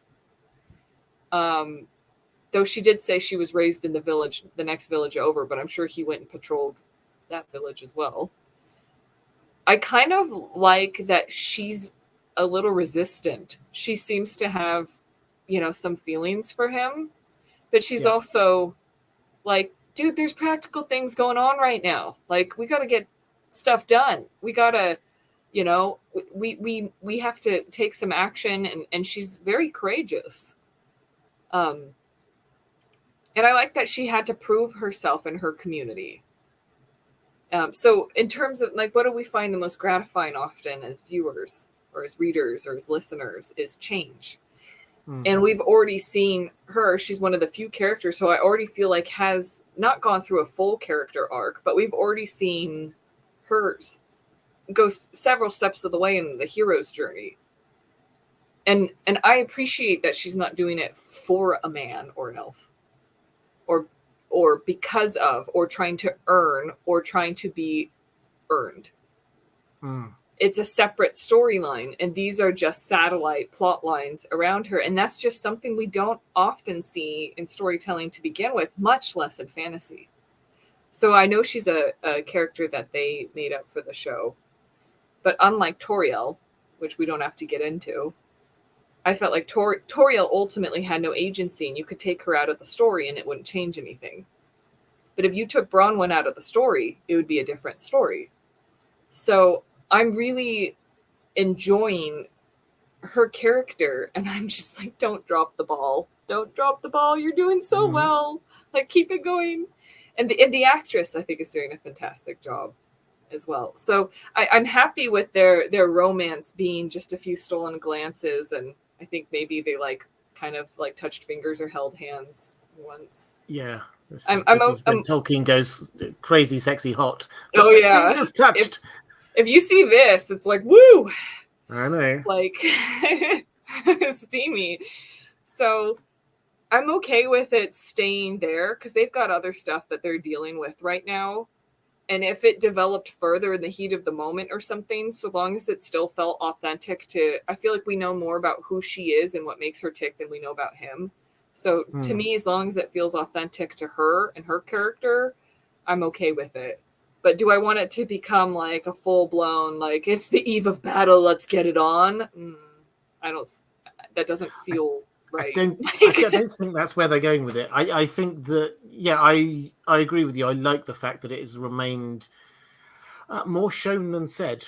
We can see that there's something going on there without, they even got to the point where he comes up there saying before it all kicked off, and she's saying, what do you want to say? And he was about to say something, and then, oh no, a man with a strange cow has suddenly turned up, you can't say it.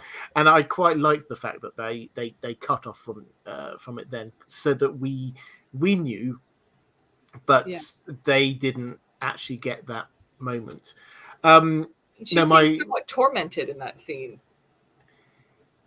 She does, yes, she does. Partly because I think she would know that everybody would hate her if she got into a relationship with an elf.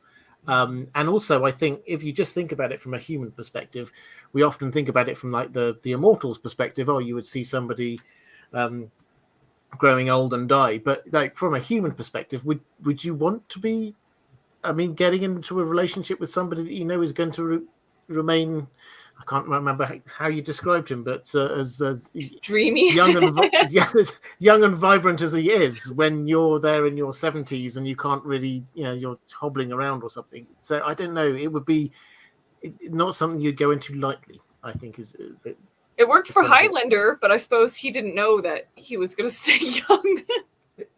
No, well, quite, yes. I think as much as I like Highlander, then I think that I put Tolkien slightly above, I have to say. But that's shocking, Robert. I know. It's the strong opinions I have sometimes. The couple of bits of tinfoil, just so we don't have to talk about them, but just because I this ties the plot together for me, but I haven't yet seen the evidence for it yet, would be the idea that the missing dad, Theo's missing dad, Bronwyn's missing husband. Yes, I don't think we've actually ever heard that she was married. I think we've only heard about the dad thing. But anyway, there is a missing person who went off and nobody knows how or why. Whether this could possibly be the person that Halbrand got that sigil from, because that just makes a whole load of sense to me. That we have to learn about where this missing dad has gone, and we have learned about a dead person potentially. And I also, the other thing that I haven't yet managed to quite put my finger on, but there's something there's something about Bronwyn. I tried to find out whether it's with the way that she's dressed, which is clearly a different color to everybody else. She seems to be living away from the rest of the village. They seem, yes, she had to prove herself to them, but she seems to have assumed this level of leadership over them that nobody's really challenged. She talks very pointedly about, I am not the king you're after, almost as if, but I am perhaps a queen. Kind of, is there some kind of royal connection in there? I don't know. That's just we haven't got any evidence for that yet, but I think there's some extra bit of information we've not been told there yet. Until then, I've got my tinfoil hat on, and Saron killed Theo's dad, who was Hellbrand, and stole his sigil and is going to return back as the returning king. That's tinfoil. I haven't got any evidence for that whatsoever, but I like the idea of it. But let's move on to the other bit of other main arena of this plot, which is the Harfoots and the stranger, Meteor Man. What's been your take so far on all of that? Have you enjoyed that bit? That's been quite separate to the rest of the plot. But what's your kind of take on it? Is it working for you? These proto hobbits or whatever? They've been they've been on par with, or my second favorite to, the Southlands storyline, which also surprised me because the promos of them and stuff, to quote my sister, they looked like Renaissance fair hobos. Like, you weren't looking at them and seeing something that really was hobbitish, and also it's like, well, they just looked like these little waifs, these little vagabonds, and we didn't get too much about their culture yet. Now that I've seen them, I look back and I'm like, oh, now I get a lot of, the for example, the teaser trailer. I didn't have context at all for that initial teaser trailer, but now that I've met the Harfoots, I'm like, okay, now I get it. I've really enjoyed them.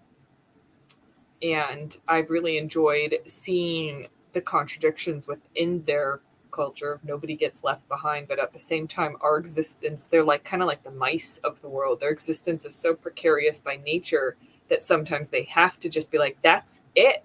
Like, we love you and we wish that we could help, but we cannot risk the group to save one family. There's an interesting juxtaposition there that I can totally see in Hobbit culture as we're introduced to it. In concerning hobbits, there are these nosy busybodies who don't rock the boat. Don't you be the weird one, you mad Baggins. Don't you go on an adventure. Don't you do all these strange things that could jeopardize the, quote, normalcy we have here in the Shire. They're very much conformists.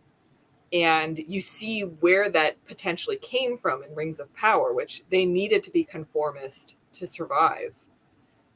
So I really like that. I really like that aspect. And I think that the way the stranger is both written and the way the actor is portraying him is beautifully nuanced, that he's perpetually eerie, which I think is something really difficult to achieve. You're constantly going, I think he's good. Why did he do that then? Why did this happen? Why did that happen?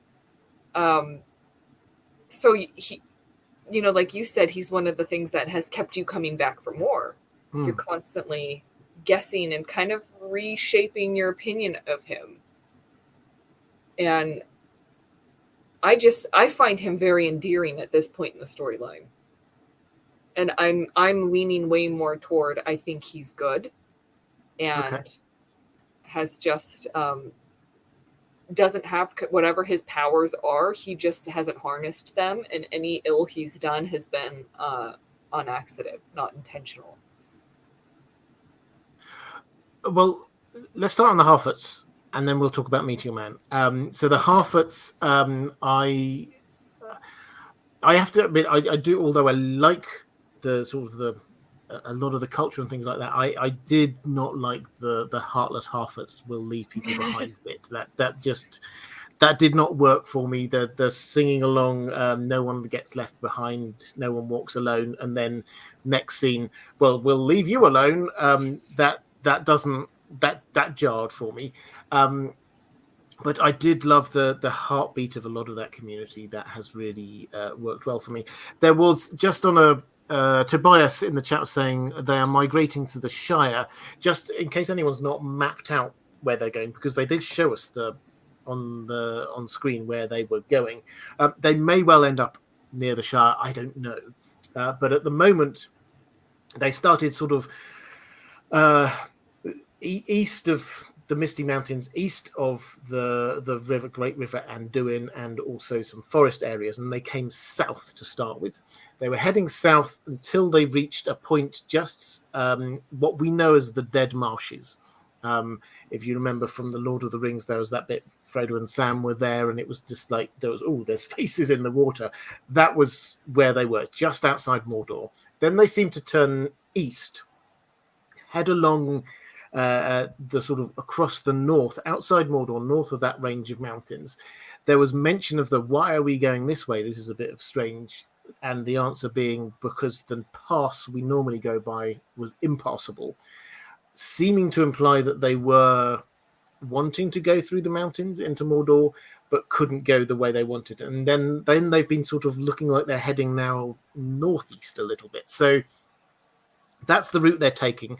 I think they were trying to get into Mordor. They're going to a place called the Grove, which is still quite mysterious. I hope this is where the Entwives are, but that's just I haven't got anything to go on there. That's just what I would like. But it's down towards the Southlands area. So I think there's a fair chance that they will, whatever you think their role in this story is, I think there's a fair chance that at some point they have to intersect the rest of the story. That it's with the Southlands plot. That's where they're roughly heading towards, is my take. But let's get on to Meteor Man, the Stranger. Now, I'll come out up front and say I did a video 2 weeks ago very strongly saying I think that Meteor Man is a Balrog. So that's the opposite of your I think he's a good guy thing. I'm slightly nuanced that a little bit now. I think it's entirely possible that he is still a Balrog, but I've slightly nuanced that a bit now. I'd love to hear your... I think this is another one. I should probably just take a step back. I think this is another one of those things where we're having to pay attention as much to what someone's doing and also what's the symbolism or imagery that's coming across here, and try and work out what do we actually trust. So I would love to hear just a little bit why you're thinking you think he's a good guy. What's your sort of basis for that? Other than, yes, he was helping push the caravan and things like that. Some of it's just my personal bias. Since I was a child, I've had such a soft spot for any form of like grandfatherly figure. Okay. Which I don't think the actors... I don't know his age, and sometimes I see him up close. I'm like, he's not really that old. That old. I don't think he is that old. I think they've made him look a lot older than he is. Older, yeah. But there's something about he just feels like a more mythic figure to me. He feels like a character who's in touch with some form of earth magic, and that he's an embodiment of some of these elements of nature, which of course is right up my alley. And that nature is not something that can be controlled or even harnessed at the end of the day. And he's feeling his way through, how do I just slightly tap into this? Because obviously he's connected and experiencing the world in a completely different way than anyone else. He doesn't even, regardless of the fact that he doesn't have speech or a concept of death or good or bad, he's kind of a blank slate. But what he does is he feels, and it's kind of like, all of a sudden he has different senses than what he used to have, or he has senses for the first time. So I've really enjoyed that journey with him of feeling out what his powers are, what his capabilities are, how he's he's kind of come in leaps and bounds with his verbal skills, which is kind of nice because, so now he can communicate better than grunting and killing fireflies. The notion that he's looking for that constellation, I kept thinking it looked like the brand of Saron, but now we know that was a map. So Yeah. that's where I'm like appreciating the nuance. Like he still, even in this most recent episode, I think that was a pure accident that Nori's hand got frozen. But something seemed to have happened there. There seemed to be some sort of process where she absorbed maybe some of his identity or saw into his identity. Whatever it was, either overwhelmed or frightened her, because hasn't been afraid by his intimidating, being able to make everything kind of dark like Gandalf, like a wizard, and having the trees bent in, stuff that most people would be like, oh gosh, but she's standing there with her eyes watering, being like, I'm your friend. So for this to have shaken her, I think something went on that we don't quite know yet. Well, I do wonder whether it's the first time it's actually impacted on her. It's hurt her. It's made her scared. That was my take on it. I think definitely as a part of the story where we're at now is that initially she was very much on his side and saying, he's a good guy, he can come along with us. And the community were like, no, this is an evil stranger. And now the community are thinking, hey, this is a good guy, he saved us from those wolves. And she's like, no. And I do wonder whether we're supposed to be trusting her path in this or the path of the rest of the group. Who is actually the wisest in this? So it is a mystery they're setting up. The reason why I thought initially a Balrog at a very high level was I think he's definitely, assuming they haven't created a new type of being, I think he's definitely a Maya. He might look like a human. He's not a human. He's not an elf. He's not a dwarf. I mean, even Nori and Poppy are like crossing off these obvious things. He's also not a Valar, I'm pretty sure, because they don't need to travel in meteors and then forget who they are. They're more powerful than that. So this is the right level of power. He's clearly magical. And when you're saying that, you go, okay, well, is he good or is he evil? The hints I was getting were that he was evil, in that the fire, and I don't know whether you picked up on this. So it's not hot, says Nori. Yeah, it's just like the ring. It's just like the ring, but also in episode 1, if you remember, when Galadriel was there, they were in the evil temple place, and there was the torch. I can't feel the torch. My hands, no, it's just that you can't. This place is so evil, you can't feel the heat. That made the fact that they got that there, and that was a throwaway remark that otherwise had no part in that bit of the story, made me think they're setting this up for something later, and that seems to be the later, as far as I can understand, which seems to imply that crater was evil. That seems to be the logic of what was going on there. And then it was just, yes, he does some nice things, but also the stuff that he does, the fireflies, he uses them and then they die. That's a burning up kind of like killing kind of thing, which seems to be a part of who he is. I agree. I don't think he controlled that. I think that was just a natural part of what he was doing. When he was scratching on the floor with that twig and then it snapped, and that's the point at which Nori's dad's ankle snapped. Was that just a coincidence? Possibly. He also did seem to have an anger problem naturally to start with. When anybody came close to him, he was like, "Wow," like that, which again just gave the kind of evil vibe to me. So that's where I was there. And also the fire thing clearly is in Fiery Comet.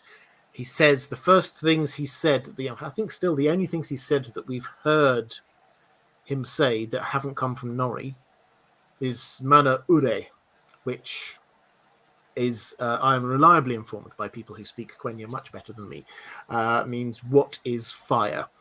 And that, as a first thing for somebody to say, implies, okay, there's a strong fire link here, Fiery Comet, fireflies, reading a piece of paper that catches fire. that all seems to be a very fire-based thing. And then, although it's just a visual thing, they chose his costume to be this massive thing there. When you look at him and the shapes he casts as an actor with that, they don't look human.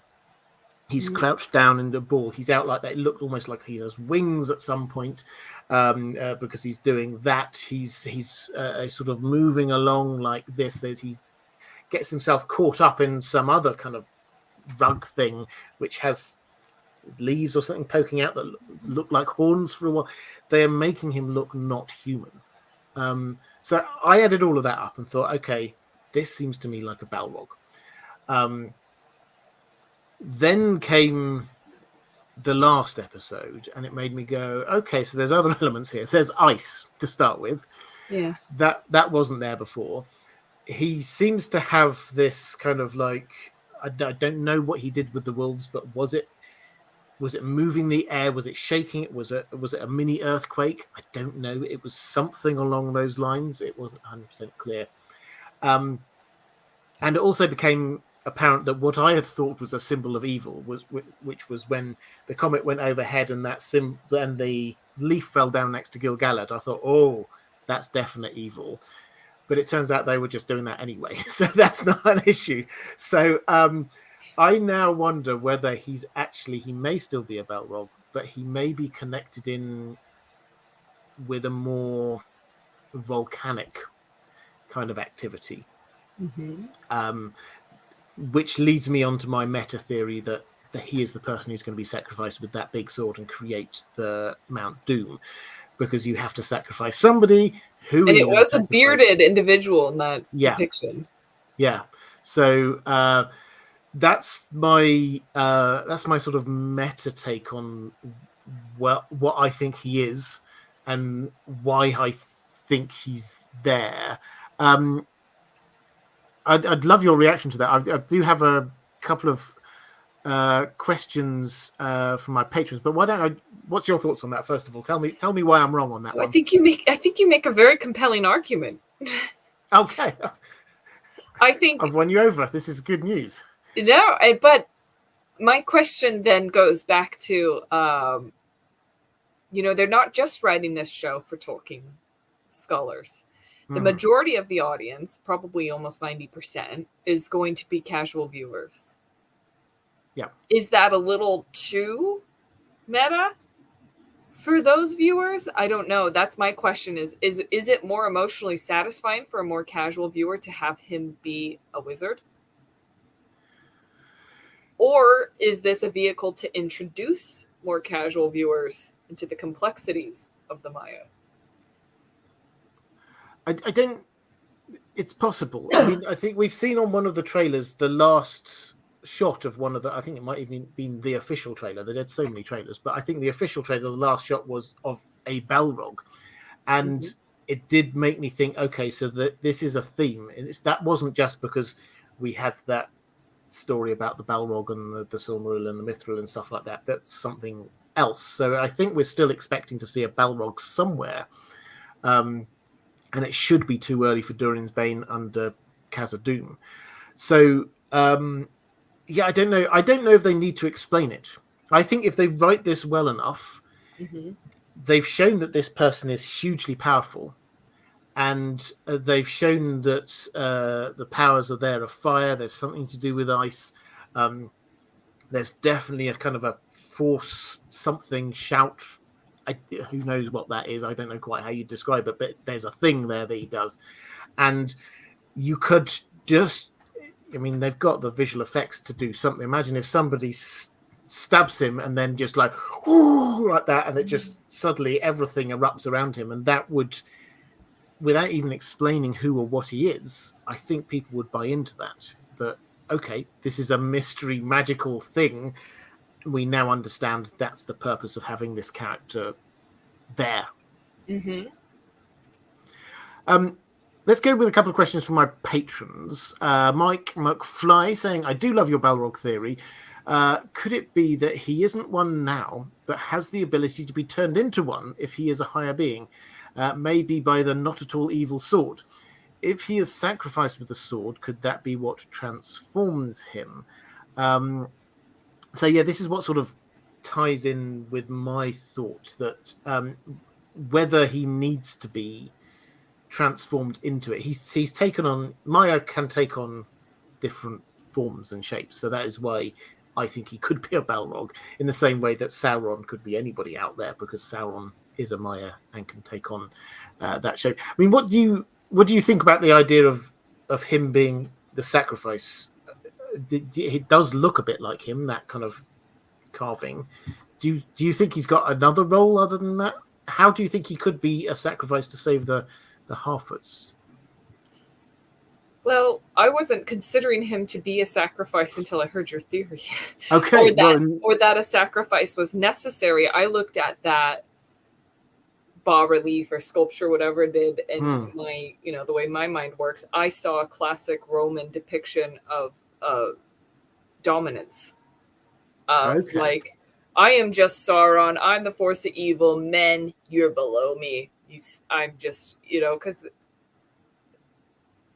that's historically often how conquering peoples show that they are in control of the populace. So I didn't even think of, because I didn't see, like, in the Mayan depictions of sacrifice, a river of blood. I didn't see something like that. So I was just thinking of it as, this is how Sauron has complete dominion over this realm rather than a sacrifice.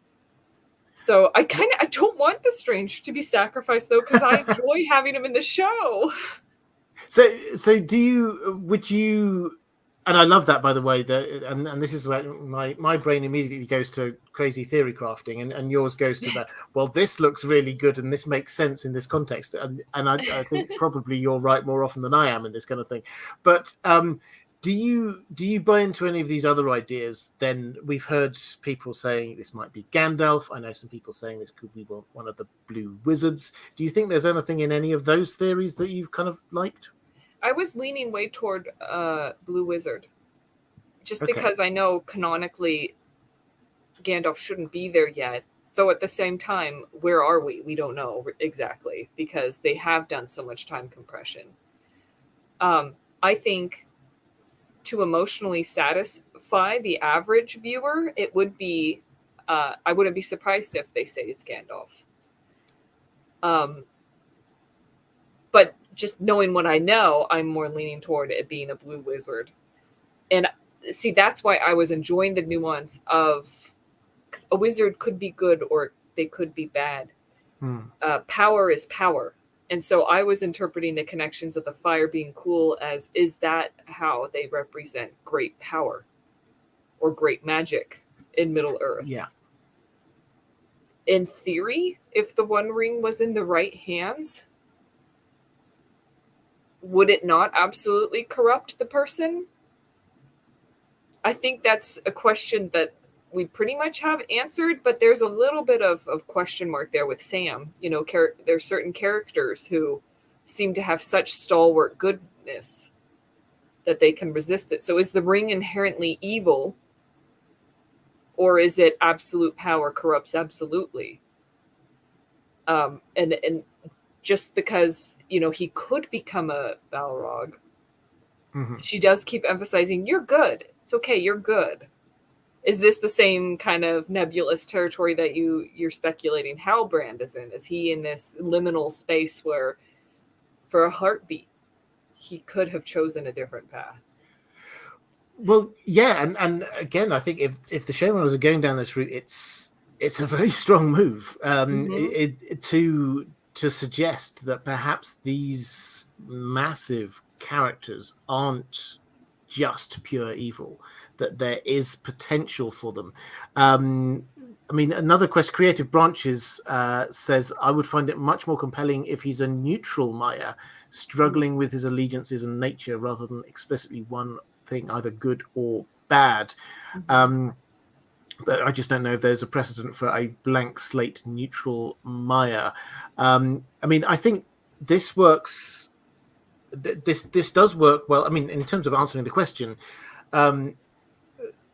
Maya they've got different personalities, and we know all of these. I mean, we know Gandalf, who clearly turns out good. We know Sauron, who clearly turns out evil.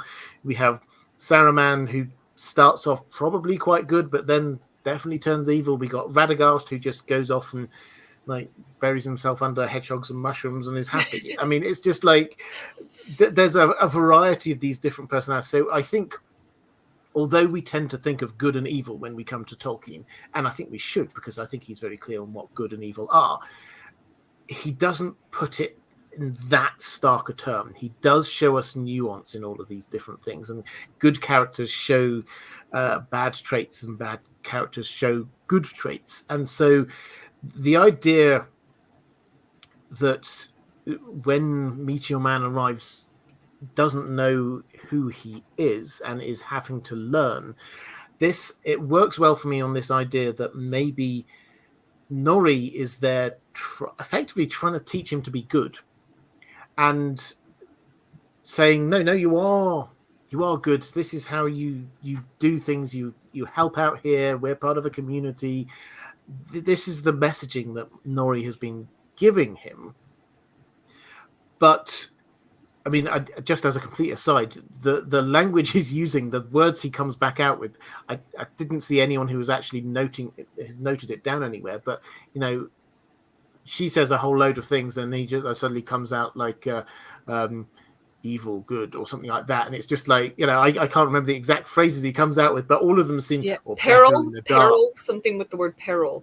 Yes, I am peril, or something like that. Yeah. And it's like, better in the dark. And it's like, it's almost as if he's picking out the most sinister sounding things that he could from the sentence. So I do wonder whether he is sort of a blank slate, but he has a character that Nori has been preventing coming out, which makes me wonder if she does excuse herself from his company because she's now scared of him because of what he did. And I agree that I think that was probably an accident. I don't think he meant to hurt her in some way, but something happened there which really scared her. And do you think there was some sort of transference? Because we see him crashing as Meteor Man. We see all these moments like boom, boom, boom, boom. And then she seems like really weirded out. Do you think if the theory's correct, do you think she could have finally been like, oh my gosh. Yeah. This guy's not, like. Yeah, that's very possible. I think, I've not really thought about it like that. But yeah, if there is,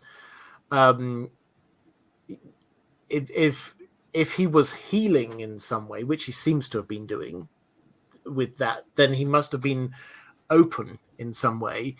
And that was also, I mean, correct me if I'm wrong, but I think that those things that he did there were the first real intentional bits of magic. Yes, there was the firefly thing, but that was just quite small. But this was, he seems to be growing into his powers. It's almost as if he's starting to understand what he can do. He gets in the way of the wolves and he actively tries to get rid of them. He thinks, how am I going to heal myself? I'll do this. So it's almost as if he is starting to understand who he is. And if he is opening himself in some way, maybe she can now understand a bit about who he is. And if she can't describe it, because it would be images really rather than anything else, maybe, I don't know, we'll have to see in the episode and whenever it comes out, like 4 and a bit hours time. But it's like, maybe she does then suddenly just go up and try and persuade Sadok and say, and I just saw all these images and I don't think he's a good guy and you wouldn't understand. And he's like, no, we've seen he's a good guy. He's just protected you from the wolves. Of course he's a good guy. That would make for quite a strong scene of the flip. Now she's actively pushing for him to be sort of left out in some way because she's scared. Let's do one more question quickly. Sorry, time has gone by. I knew this would we'd have a good conversation here. But good question about Mara Lee asking who those mystical 3 folks clad in white and why are they looking for the stranger? Do you think they're Easterlings from perhaps a rune? What is their relationship to him? Well, we've been told some things about them sort of officially. The title they've been given are the Mystics. and they've got different. They've been given different names. I wish I could remember what they were now, but the ascetic, the something, the wanderer. I can't remember exactly what they are, but so they've been given names. They're clearly hunting, in my mind. They're clearly hunting for him, and I think they will catch up because the Harfoots don't seem to be going that quickly. So, what do they want? Do you think? Well, if he is a Balrog, then it seems they want a Balrog. Okay, so they're just trying to capture him to. I mean, my assumption is they're priesty types based on how they are dressed, and if they're priesty types they look evil, so I'm going to go without any other evidence. We've literally had 20 seconds of them on screen, so I think we've not got huge amounts to go on. But if they are priesty types, it would be of Morgoth, presumably. If they're evil priesty types. And that would be then trying to get, reassemble the Morgoth's old army, which got scattered. So, yeah, I don't know. It's it feels like if my grand all-encompassing theory of season 1 of Rings of Power is right, then you need not just to have the sword and Sauron reclaiming Mordor, but you also need to have the stranger there to be like the power up to create the mountain. He might not naturally be going there, so I could well imagine that the forces of evil decided, well, we need to push this person in the right direction. Yeah, I really like the idea of him being malleable, of him being a malleable Maiar, and that they want to get to him first. They want to help influence his identity to achieve their ends. And then here is Nori innocently teaching him about, how to be good and how to be a good person. And I think it'd be really fascinating, especially if he could shapeshift, to see it play out as a war, to see if they get a hold of him. Can he become Balrog for a little bit and have to try to figure out what is my true nature and shift back into a more wizardly form?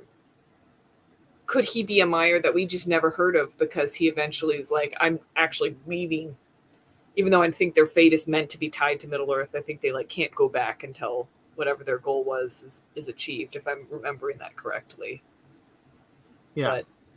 But do you know if there are wizards already in Middle-earth at this time? So there shouldn't, as in Istari type Maya wizards, you mean? Yeah. No, there shouldn't be. So we learned. So he would be the recently. first if he is one. Yeah. So what there should be is that the 5 that we know arrived in about the year 1000 of the Third Age. So that 5 should not. That arrival is not what's happening now, but the 2 blue wizards. Certainly according to one of Tolkien's later writings, did appear in the Second Age and go off to the east and did good work disrupting Sauron's plans, which is why they got sent back out there in the Third Age. Presumably it didn't go quite so well for them then. But this is partly why some people think maybe this could be a blue wizard, because there should be blue wizards in Middle-earth. And I don't know, maybe as he's heading roughly towards the east at the moment, then maybe he is. So I kind of understand the logic. And he's clearly magical and he seems like a Maya. I don't know. I just kind of think at this stage they are good. So maybe, I don't know, maybe Nori and the Harfoots will nudge him in that direction. Mm-hmm. It just, for me, it doesn't tie in with the plot. And I think the game I'm playing right now is we've got a season arc for all of these different stories, and this one at the moment is separate from everything else, and somehow we need it to tie in with the rest of the story in the next 3 episodes, because they're not going to have just a story on its own somewhere and just leave it hanging and then they went off and they found the grove and they settled down. Right. That's not the end of this story this season. So they somehow have to tie in with it. They're not going to go all the way over to Eregion and deal with Celebrimbor and the dwarves or anything like that. The story they're going to interact with is the story in the Southlands. So at some point, they are going to kind of come in contact with what's happening down there. The question is, how is that going to work? So I don't know. A blue wizard could work for me, but I think that the whole thing at the end of this is the creation of Mordor and the establishment and revelation of who Sauron is, the establishment of this as his base, and the everything set up for the forging of the rings. That is where I think this season ends, and somehow the stranger plays into that, and the part he has to play in is the creation of Mordor. Somehow, it's a matter of how. Let's go to some questions. I'm just aware as I say, we've been going on a little bit longer than I was expecting. But Matthew Hawkins had a question saying, I've always had a soft spot for Sindar elves and feel they're not getting a fair crack of the whip in the Rings of Power. Do you envisage future seasons of the Rings of Power, including subjects such as the tension between Noldor and Sindar? I'd love to see a portrayal of both Oropher and Amdir, with a show showing their strained relationship with Gil-galad. It would be good to see Círdan and Celeborn too. After all, Círdan does receive a Ring of Power. Well, Celeborn, we've had confirmation, will be appearing next season. So, or in future seasons. I don't know whether they specifically said next season. So Celeborn is going to make an appearance. Círdan, I think, pretty clearly will as well. As you say, he receives a Ring of Power. He is there. As for the Sindar elves, they... for those who do not know, there are lots of different names for elves.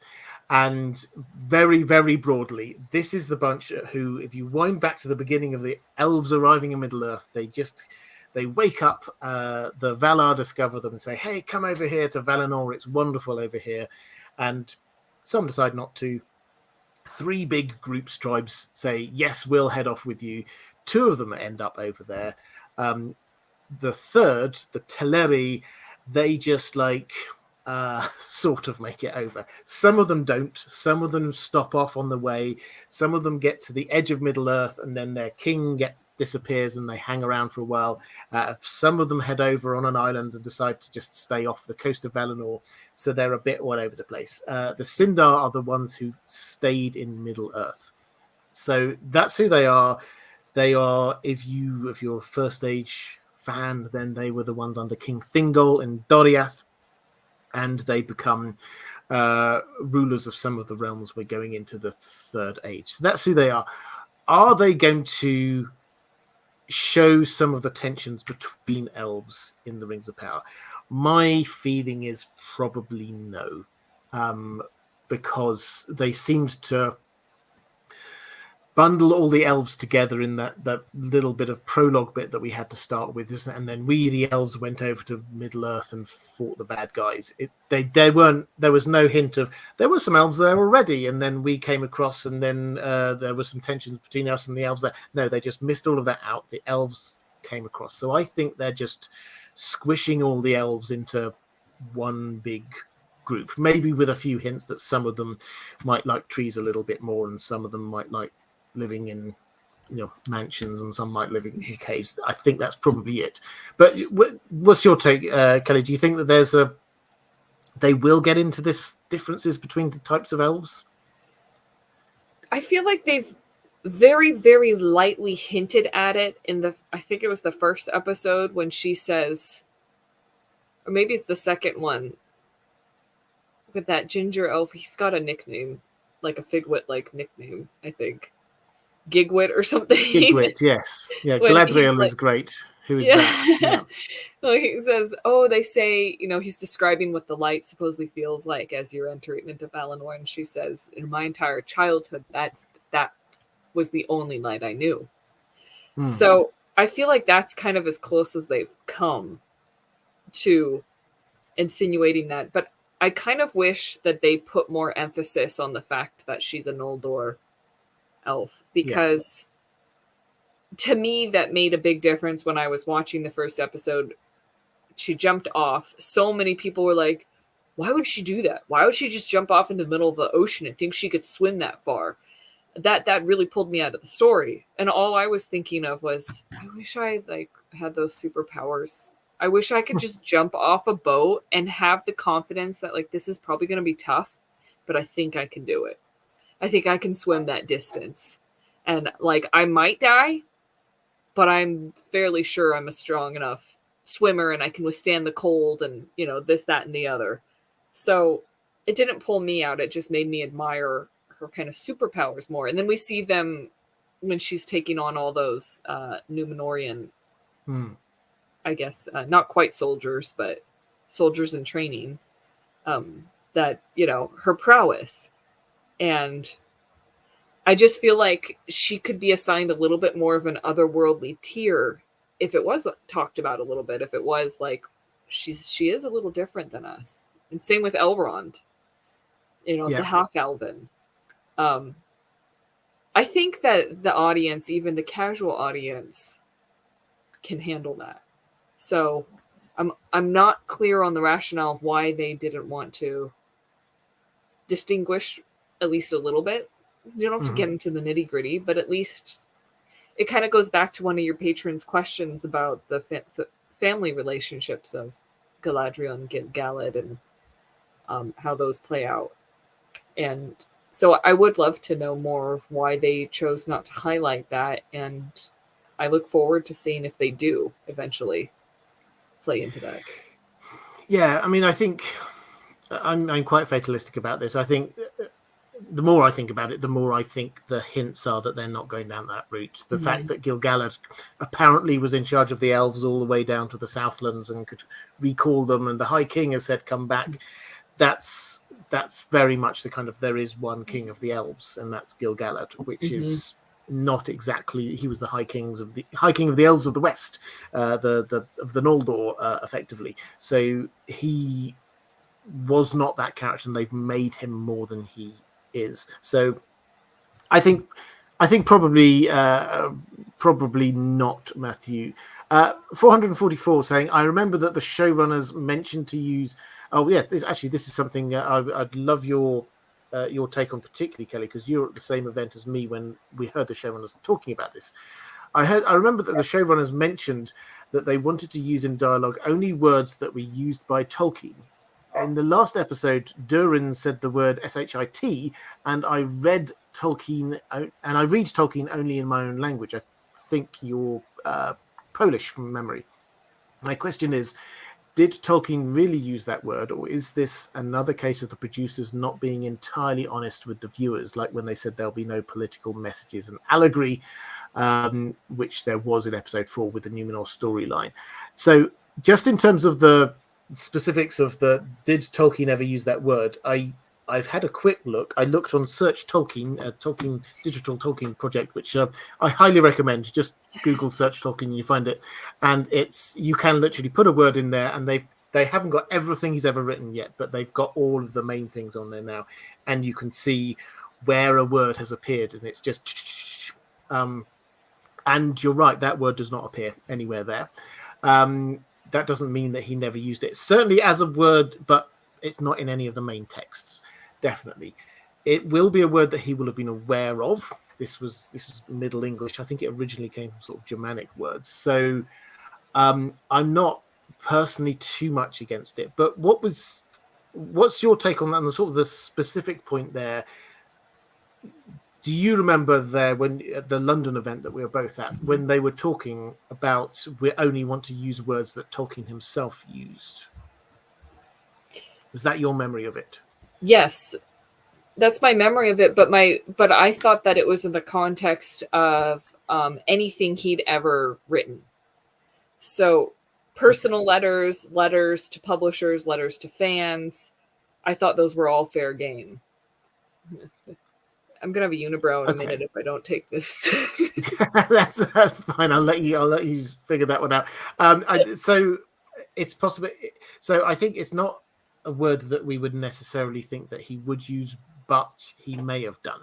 It was certainly a word at the time. I mean, I'm not defending the showrunners on this point, because I think 444, your central point is right, that this is not, or what I think the point you're trying to make, which is this is not in the main Tolkien works. Then they're adding in words which are not in there. Therefore, that's not reflective of the language he would have used for those stories. But I mean, I think that they have, in my mind, made an effort to try and use the right words. I don't think in every instance they've got it right.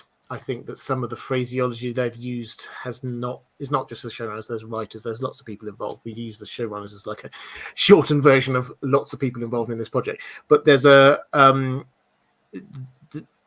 have been some things that have felt a bit discordant to me.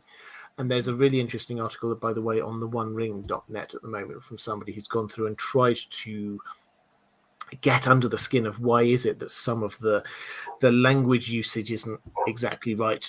Very good little essay covering Tolkien as well as other great fantasy writers like Ursula Le Guin about what is language usage within fantasy worlds and what makes it stand out and be slightly different to ours. So I think on this one, I think that, yes, I would agree. But at the same time, I think that there's an effort to do the right thing here. I just don't think they've always reached that mark. I mean, what's your... I teased a bit earlier. You are, for those who are unaware, Kelly, as KM Rice, is a novelist of her own right. You can find, I'm sure we'll put a link somewhere to your website, and you're available on Amazon and Audible and things like that. But from a writer's perspective, how have you found the writing?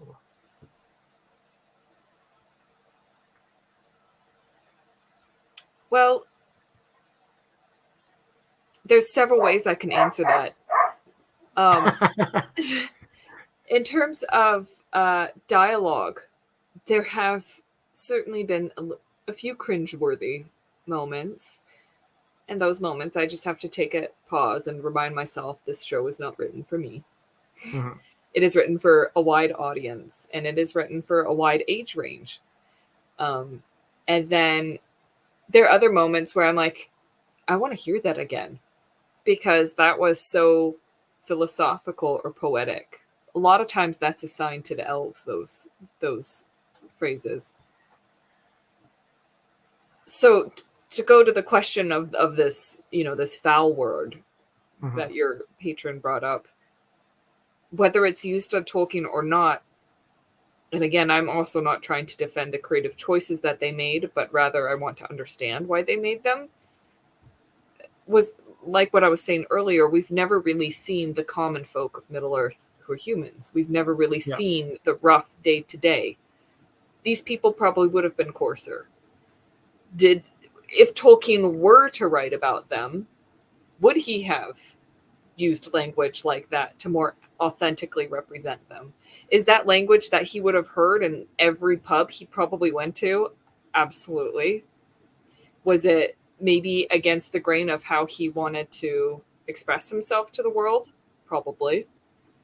He was a man who seemed to have had very Victorian sensibilities, but given, the era that he was raised in. But I don't have any big objection to language like that being used in the dialogue.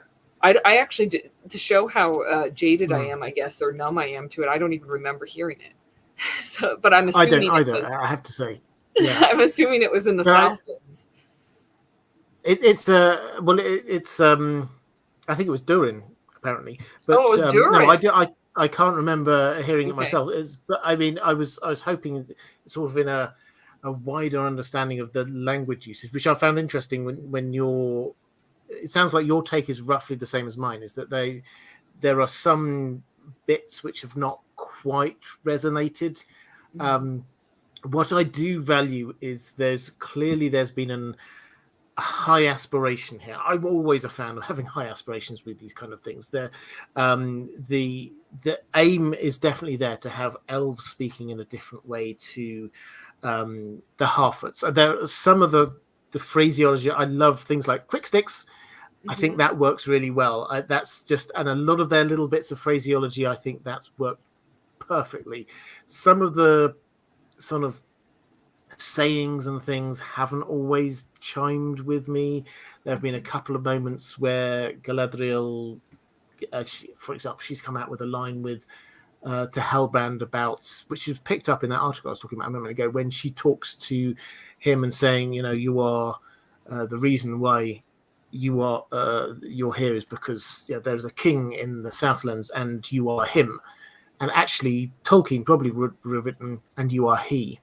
That's the, and without sort of getting into language theory, that there's a sort of a difference there between the sort of a very basic thing that colloquially we would say, you are him, but technically you are he is actually a lot more of a way an elf would probably say it. So that's the kind of, it's just not quite right on some occasions, but the ambition to have people speaking in different ways, I think, is definitely there. And I appreciate the difficulty of the task of trying to write something that will appeal to a broad audience and not have verbiage. And I've studied Old English. I love the stuff. But a lot of that, and I'm currently reading Tolkien's The Fall of Arthur, which if any of you have read it, you'll know at first your brain has to do some bends to get adjusted to the sentence structure. But I relish that, and Tolkien obviously relished that. But if you were to tell a story relying on those turns of phrase too heavily, I think you would lose a modern audience very quickly. There's nothing, there's kind of a rule in writing novels and things like that you want your reader to feel smart. You don't want your reader to feel dumb. It's okay if they have questions and they want to know what's coming next, and if there's that dramatic tension between the reader's imagination at the page or the viewer and the screen. But what you don't want is for them to perpetually feel left behind to the point that they're like, I'm not entertained anymore. This is stupid. And I think that it's a fine line to travel with using more antiquated turns of phrase and language that Tolkien loved. So would that make it more Tolkien? It would. Would it make it more palatable for the average viewer? Possibly not. Yes, I think I would agree with all of that. And I think accessibility, which is something you've talked about a lot, is that this is not just written for us Tolkien geeks. But talking about Tolkien geeks, Matt from Nerd of the Rings is in the chat. Hi there, Matt. Hi, great Matt. to see you. And if you've not come across Nerd of the Rings, please do go and check out. It's a fantastic channel. And I promise you, we keep on saying it. I promise at some point I'm going to come on one of his streams and I'll have him on here, but we just never seem to find the time. But I'm sure one of the moderators will put a link to Nerd of the Rings in the chat. Let's go to, and this is sort of linked to this 444, also asking about the budget and where the money's been spent on this, which is, so it's an interesting question because there are no massive A-list stars. Is this all going on CGI, which is what a lot of people say? My take on this is people like the big numbers, so they're throwing the big numbers around, and you always have to remember a lot of that big number is buying the rights to start with. That was a huge amount of money went on buying the rights. So the actual budget per episode is not quite as massive as it sounds in some of these breakdowns. In terms of where the budget has gone, I think that a couple of things I would say that I have heard, which is every single actor has said when they go onto the sets are astonishing. It's on a completely different scale to anything else they've done. I think the set design is definitely there. I think that they've also spent a lot of money getting the best people in the business to do stuff. Just having language coaches, having set designers who are the best at what they do costs some money. I think the CGI definitely does cost money. I don't think there's any getting around that. That's there. But you got to pay those darn artists. Yeah. Well, the other thing I would probably say is that my impression is that it's more a matter of they've just thrown money at every little thing. That if you were looking at a sort of a spreadsheet, I mentioned this, I think, on my last live stream. I've literally, before I came on here, I was talking to Bear McCreary. Humble brag, this is the interview is coming out in a couple of days' time. He's so enthusiastic and fantastic, and he says some. I mean, literally, there are some things which are almost spoilery in what he says. That's all I'm going to say right now. But just in terms of how he's constructed all of the themes in this music. But one of the things which came out from what he was saying is it's very clear is that he was given sort of carte blanche to do what he wanted, and he was allowed to have the best recording spaces in the world with the best musicians in the world, and know everything about the creation of the music. That it was he didn't say it in quite these terms, but it was like, what do you want and you can have it. And that approach is quite rare. And if that was the same across all of the different departments, and so don't quote me, as I say, he didn't say it like that, but that was certainly the feel. It was just like he wanted to, or not he wanted to, but he got to record in some amazing places. He got this orchestra, huge orchestra. He wants voices. He wants a full orchestra. Weeks of recording. This was everything you could possibly want. And if that approach is taken across the piece, that does add into the budget.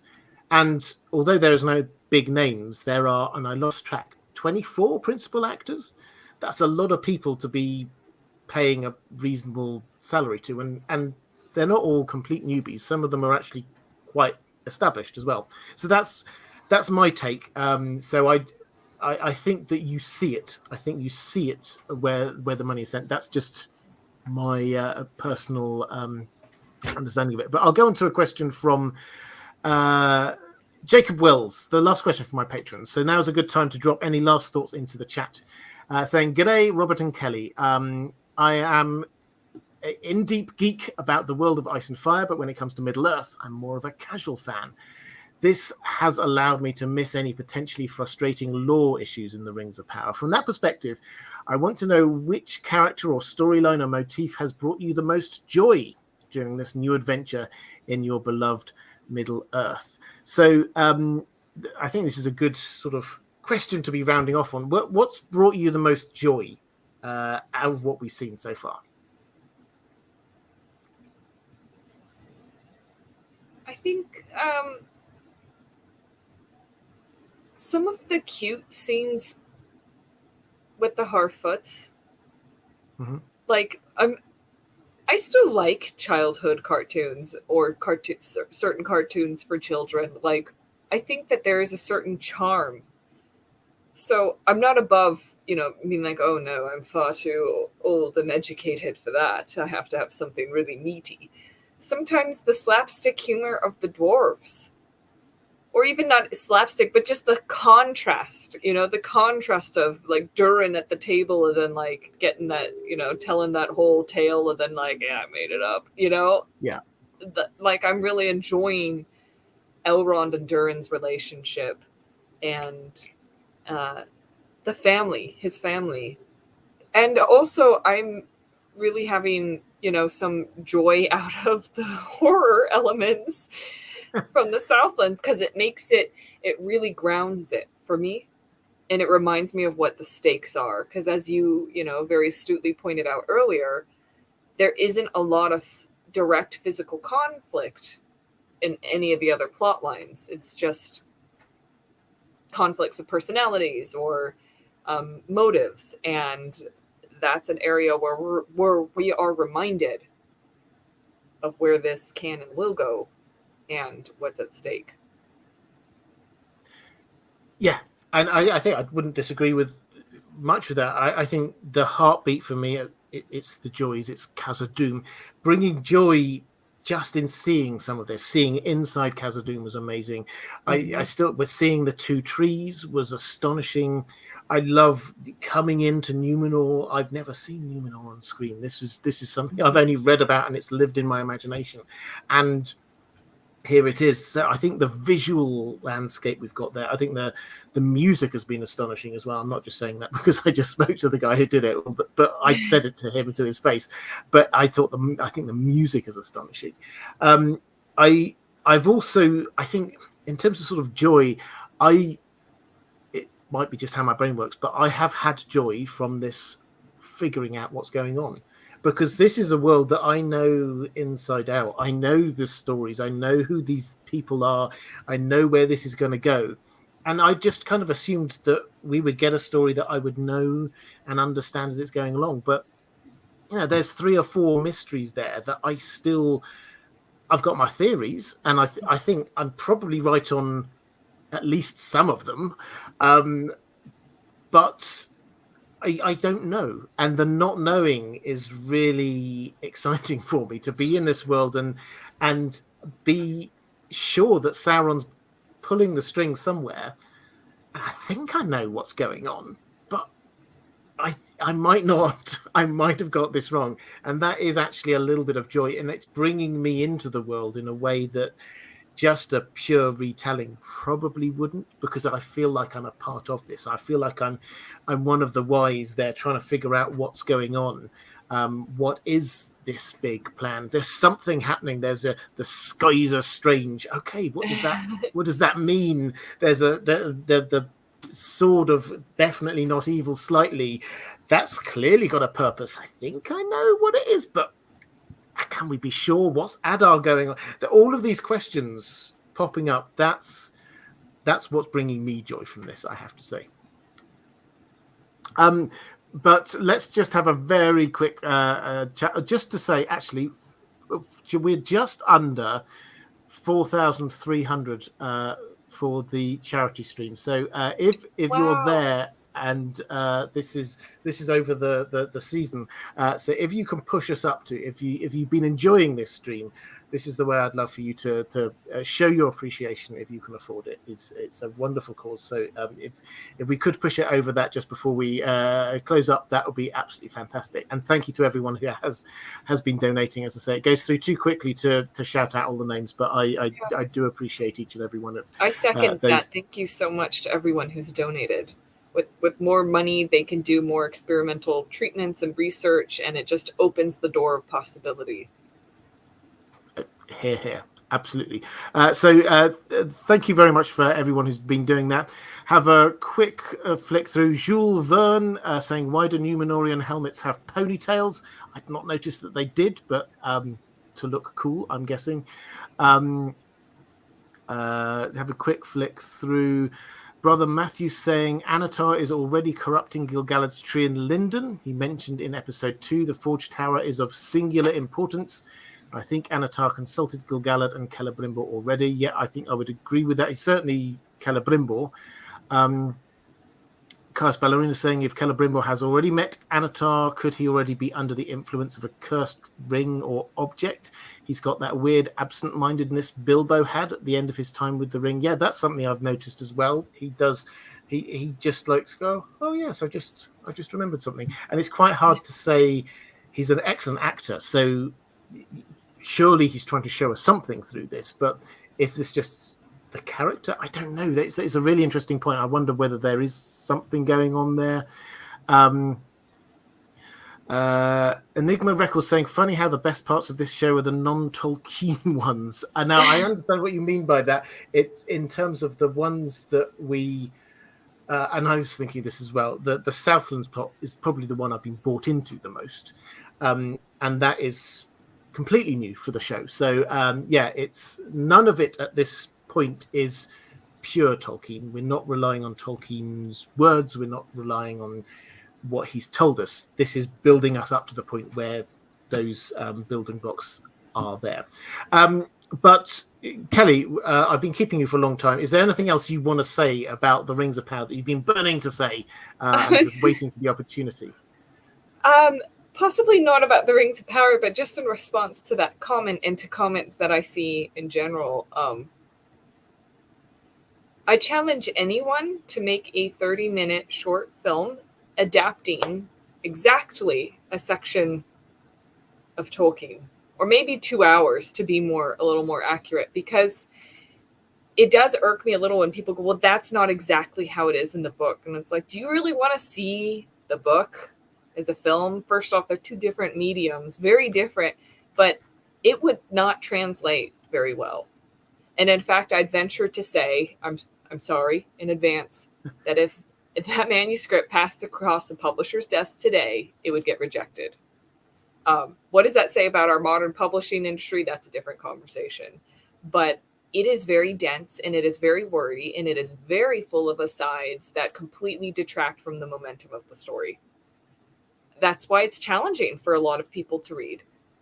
I don't think it's something that we should look to see mirrored in a visual art form. And that's just my point as someone who writes both novels and screenplays. I think that they're separate, and that they should be respected as completely separate art forms. And that, to the point that like maybe the un-Tolkien stuff or the more made up stuff where the artists and creators had a little bit more creative freedom to express these storylines, was still within Tolkien's universe. Maybe they're a little more compelling because they weren't beholden to every word that he'd written.